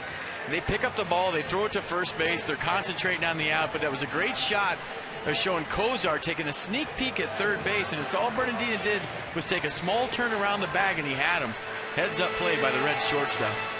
And, of course, what Roger was trying to make happen there was maybe a throw to first as he rounds the bag, and he had designs on going 180 feet on a ground ball. And we'll see right now if Davey Johnson puts on his favorite play, the one we were talking about earlier that the Nats worked on in the backfields of Vieira, the wild pitch. Scoring from third in the wild pitch. Yeah.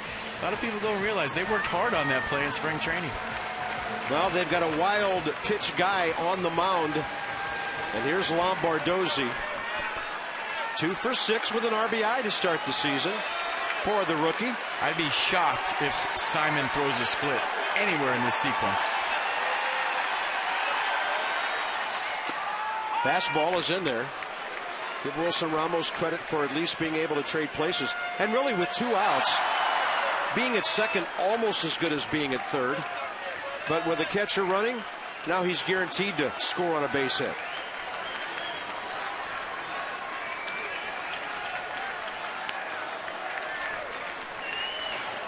Fans below us are chanting wild pitch. It's been the Nats' best play so far this season.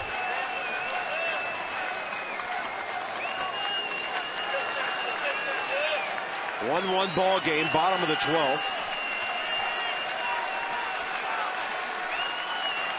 Lombardozzi, good contact man to have up in this situation.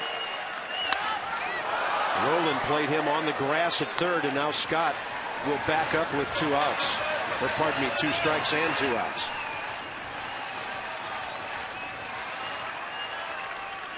A lot of hitting room on that infield, right up the middle. We saw it in New York. We're seeing it again right now with Lombardozzi. Book on him early is pound him in with a fastball. Fastball up. Ball 2. No, he stayed on that nice. He's had a couple front door sinkers for strike 1 and strike 2, and that one was a little bit up, but he did not flinch. Sometimes you'll see a left-handed hitter on that front door sinker kind of lift his arms up in the air and try to get out of the way. He was standing in there tough.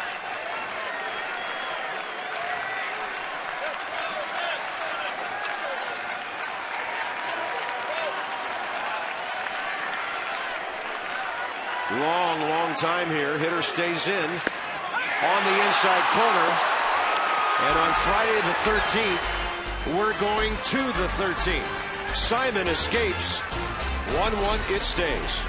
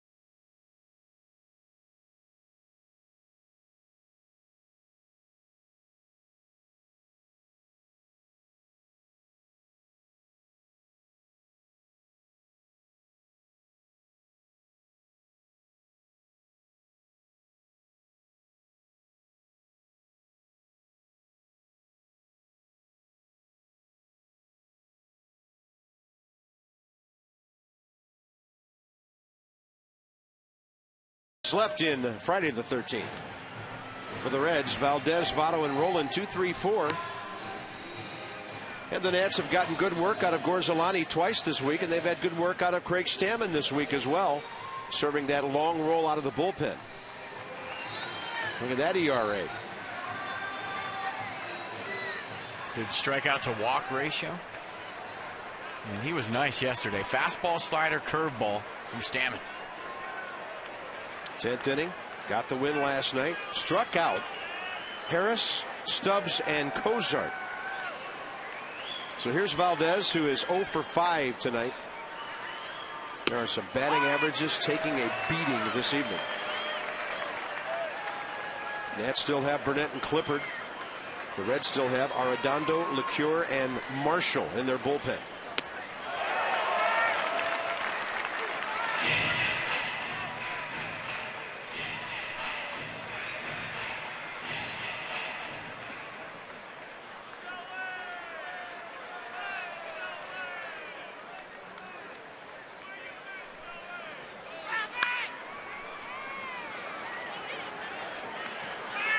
That was a perfect pitch Simon threw right into the hands of Lombardozzi, wasn't it? Fastball, couldn't pull the trigger. Not one split in the sequence. All front door fastballs and one curveball to Lombardozzi. Craig Stammen is from Coldwater, Ohio, and nobody from Cincinnati has been able to touch him yet. 4 strikeouts in 4 batters this series. It's coming out of the bullpen once again, pounding the strike zone. A backup slider from Stammen. Valdez thinking it's going to break. It stays up. He swings to where it's going to be. Sometimes that's the best pitch in baseball, the slider that doesn't slide. Next up, Joey Votto.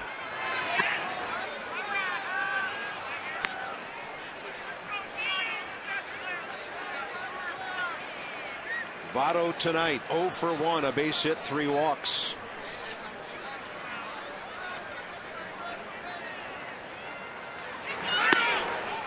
They're in the 11th at Miami. Astros and the Marlins 4-4. And the Braves just got 2 in the bottom of the 8th, leading Milwaukee 10-8. They're 5 innings behind us. Started at the same time. That ball left field line. DeRosa was playing deep, and he can't get there. But he will hold Votto to a single.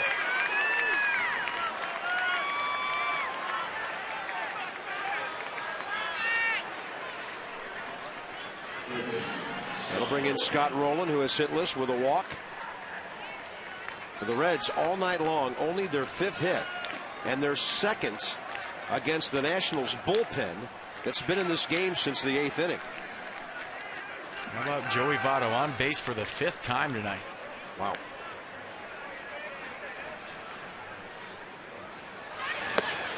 The breaking ball to Scott Rowland.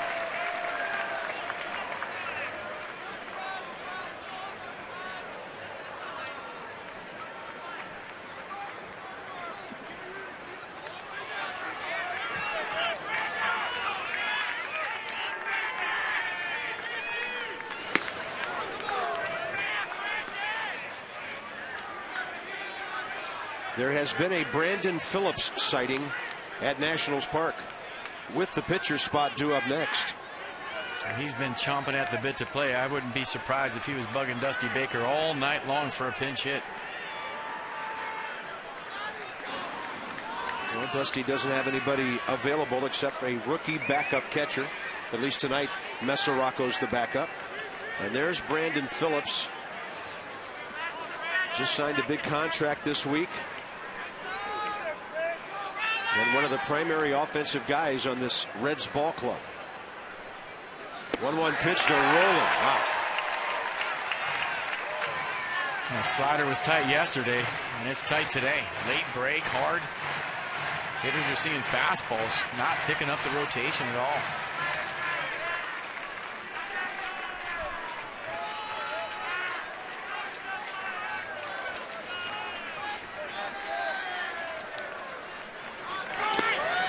Good pick by Ramos.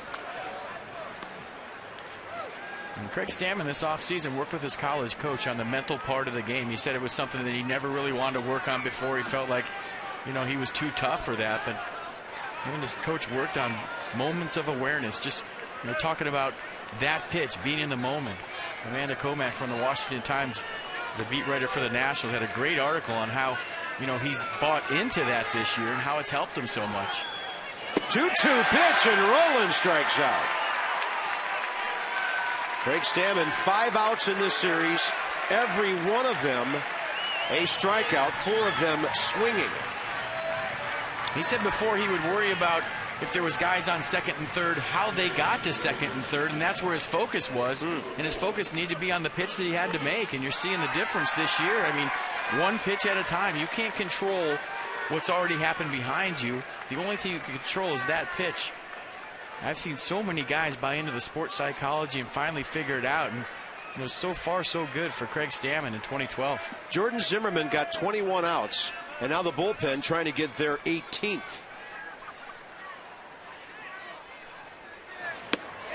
Swing and a miss by Phillips. Pinch hitting here. Brandon Phillips on the year, 4 for 15. And you just wonder if Brad Lidge has had anything to do with Craig Stammen's slider, because they look very similar. You know, coming in straight, breaking at the last second. Not a lot of tilt to it, more down than across. And it's a good one. Close. Phillips coming off a 300 season last year when he drove an 82. He's been averaging 20 to 21 home runs for the last 4 years after bombing 30 back in 07. That really put him on the map. He was a 30-30 guy that year. 1-1 pitch. He was only the second major league second baseman ever to do that 30-30, and then Ian Kinsler of Texas did it the following year. So you're talking about a guy who has a multifaceted effect on the Cincinnati club. Speed, Gold Glove defense, RBIs, when healthy.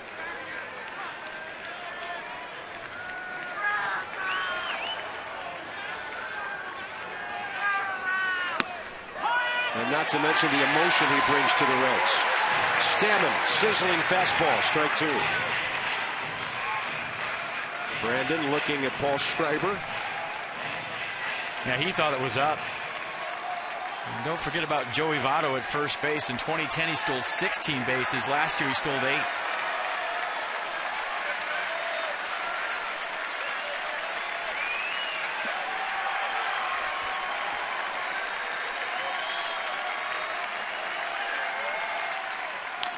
I think Davey heard me.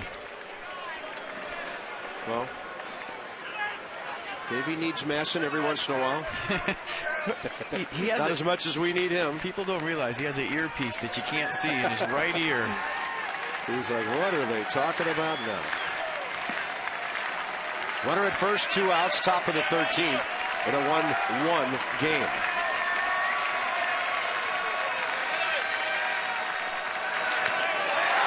Phillips just got a piece of it. So Brandon Phillips, 30 years of age, he'll be 31 the end of June, signed through the year 2017 with that new 6-year contract.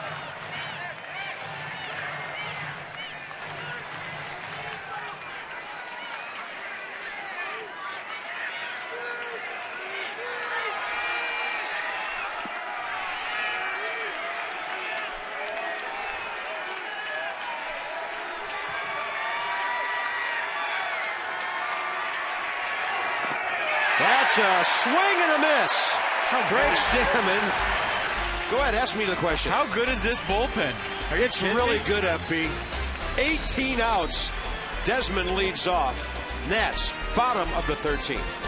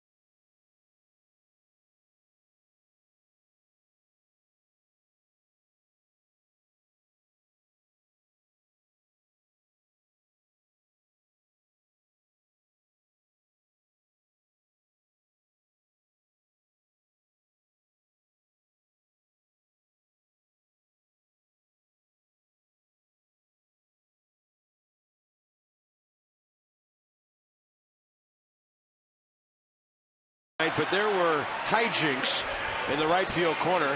Tom and George doing battle, kind of pacing each other, and Abe, honest Abe, takes out Teddy.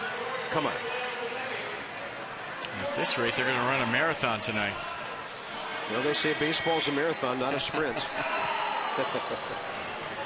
Sean Marshall, 78 games for the Cubs last year. In fact, over the last 2 years, 158 games, and over the last 3 years, 213 games in relief for a guy who used to be a starter. Yeah, fastball, slider, cutter, curveball. His fastball going in the low 90s. Top of the order for the Nationals against the lefty. He's their closer and has 7 career saves. In a hold 'em situation here, bottom of the 13th. Ian Desmond, 1 for 5. Breaking ball high. Came in batting .406, 5th best in the league, with an on-base percentage of .441, 8th in the league.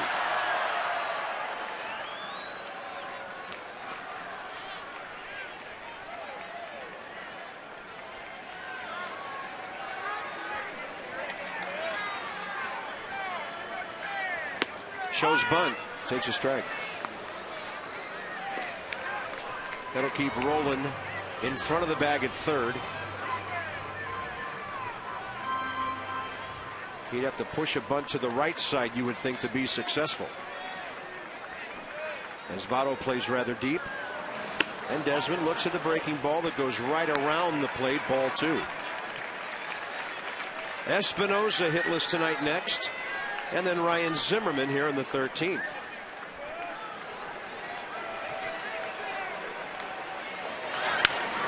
A chopper rolling.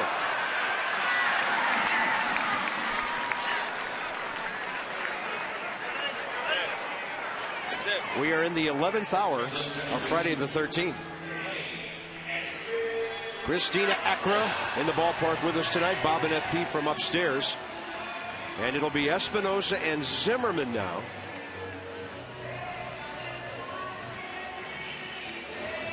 The Nats have no hits in the last 3 innings. And the Reds have 2 in the last 8 innings.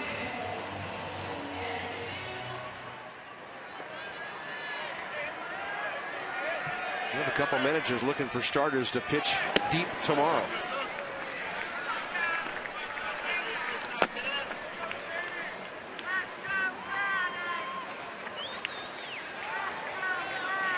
Danny Espinosa, a sacrifice. 0 for 4 tonight. Batting right-handed now, where he just hasn't had many ABs at all to start the season. The Nats haven't seen hardly any left-handers. Danny is 1 for 2 from the right side. Line drive up the middle in New York the other day off Johan Santana. Yeah. Busted bat. It gets by Roland. Should be a hit. Danny easily beats it. Good speed aboard with 1 out in the 13th. I was watching Cozart on that play, and I said, if he makes this play, nice job of getting to the ball, but the speed of Espinosa beats it, and Danny Espinosa will take 1,000,000 of those. A lot of things flying around the infield there. Roland's body, the bat, and the ball in the hole. Bat died a hero. Ryan Zimmerman 1 for 5 with a double. Valdez will cheat up the middle for a possible double play ball, opening up the right side for Ryan, whose best hitting usually comes gap to gap.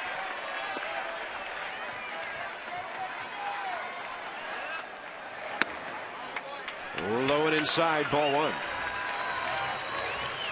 Of course, when we talk about Espinosa, also talking about guys like Zimmerman and Worth, who just haven't seen much left-handed pitching at all. And most of it Johan Santana.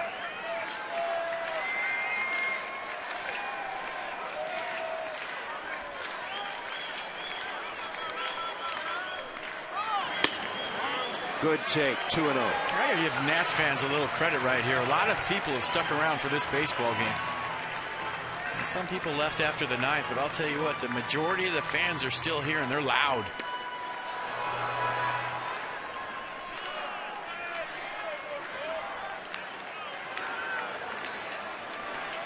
Two 2-0. Ball 3. Left-hander on deck, Adam LaRoche.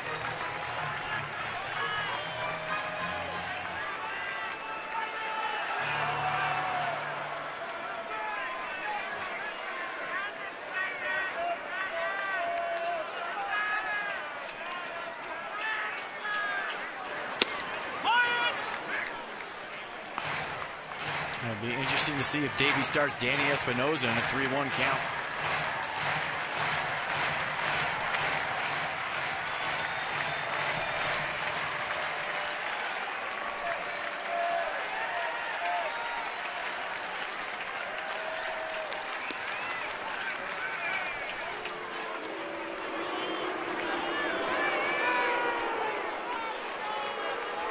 Ten career at-bats for the former Cub and Zimmerman.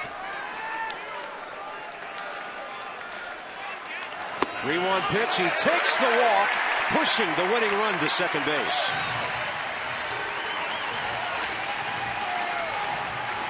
Now this would be a tough lefty-lefty matchup for Adam LaRoche.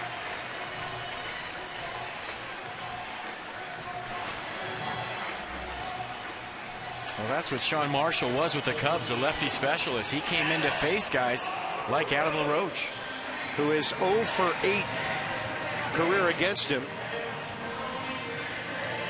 Well, that just means he's due, and I can't tell you how much I'm impressed with the at-bats guys are having this season in big situations. Not forcing the issue, taking what the game gives you, keeping the line moving and giving it to the guy behind you.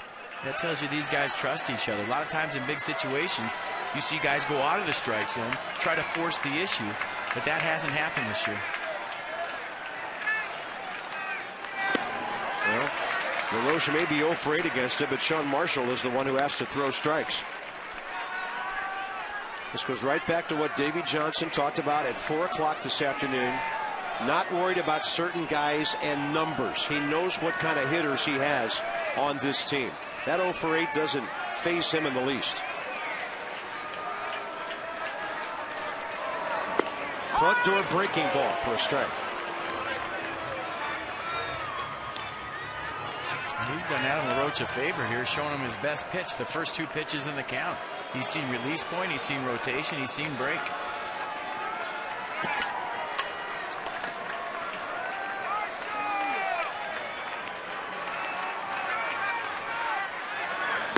Front door again, but this one's inside, ball 2. Back to back to back hammers. Right-handed hitter Worth on deck. Pressure on Marshall not to go to a 3-ball count here. Good speed at second and Danny Espinosa. Zimmerman behind him. 1 out, bottom of the 13th. In a game that's been 1-1 since the 8th inning.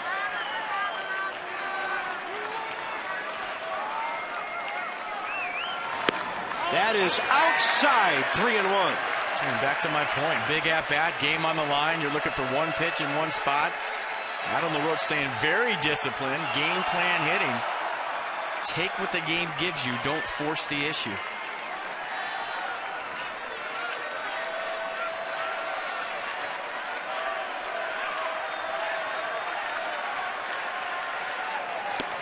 Bases are loaded. That's why you don't care about 0 for 8 against a certain pitcher, because he's the one who has to throw strikes. And now it's up to Jason Worth to get Espinosa home and win the game. Brian Price, the Cincinnati pitching coach, to the mound. I mean, it would have been very easy for Adam LaRoche to swing at a couple of those curveballs that were borderline pitches, to sit on one and maybe go out of the zone. When you have confidence in your teammate and confidence in your ball club, you just pass the baton to the next guy. Don't force the issue. Good teams do that. Bad teams don't.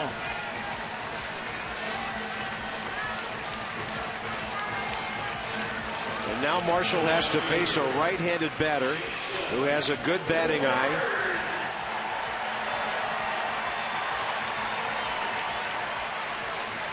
Worth got the base hit that set up the winning situation yesterday after Zimmerman was hit by a pitch.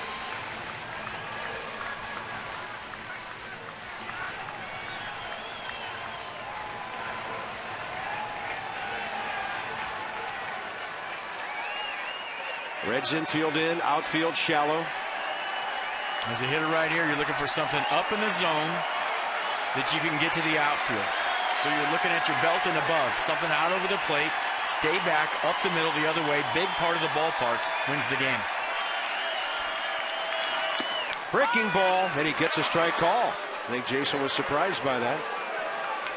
See, that's a good take either way, whether it's a strike or not. You don't want to swing anything inside early in the count. He's trying to get you to hit the ball to the corner. A pitcher in this situation's A, going for the strikeout, and B, if he can't get it, he wants you to pull something on the left side to third base. It's a good take either way. That fastball is too high. Counts even 1-1.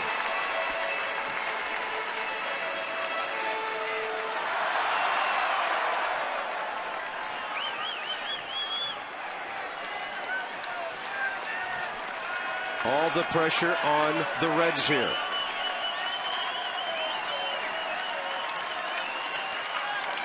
Worth will swing and miss. That was 91 up and away. And he got his pitch out over the plate, maybe a little off the plate, but that's where he's looking right now. Middle away, stay back, go the other way. Now you got to fight.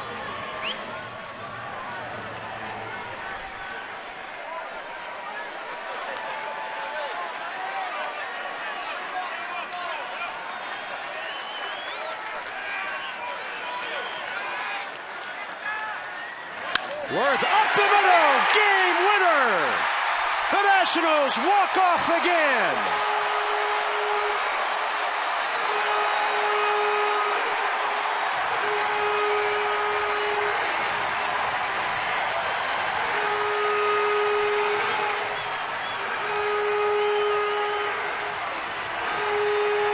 How does 6-2 sound on Friday the 13th? Special things are happening with this ball club early in the season. Come from behind wins, doing all the little things late in baseball games to win. And how about the at-bats in that inning? It started with the Danny Espinosa infield single, and it went from there. Jason Worth, a nice job with 2 strikes. Swung through the fastball, looked late on that, and just stayed on that curveball down in the zone, barreled it up, a little bat flip to the dugout. And just like that in 2012, the Nats with 2 walk-off wins. 12 last year, 2 this year. They're on pace for 81. Not to be forgotten, the starter and the bullpen tonight. Stammen gets the win, and Christina with Jason Worth. Yes, I am down here with Jason Worth. Jason, bases loaded. You knock it up the middle, and you get the walk-off. Does it get any better than that? Not really. I'm just excited about all these fans that stick around tonight. How about them? They hung in there. Did you really start to feel the extra innings there at the end? Not really. It was such a close game. I mean, we were battling, and man, Xavier Nady hits a huge home run, and Jordan pitches a great game. We can't get him any runs, but man, we got the win, and that's the most important thing. You guys really had some great at-bats and high-pressure situations across the entire team. What's that about? Do you guys really lean on each other? Yeah, this is a great club. I mean, we bring it every night, and this is something this town should be proud of and should come out every night and support. All right, thanks, Jason. Back to you, Bob.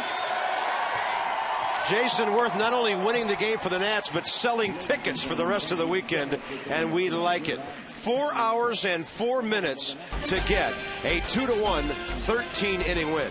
For FP and Christina, Bob Carpenter. We'll see you tomorrow at 4:05. Game 3 of this series, the Nats and the Reds. It'll be Homer Bailey and Edwin Jackson.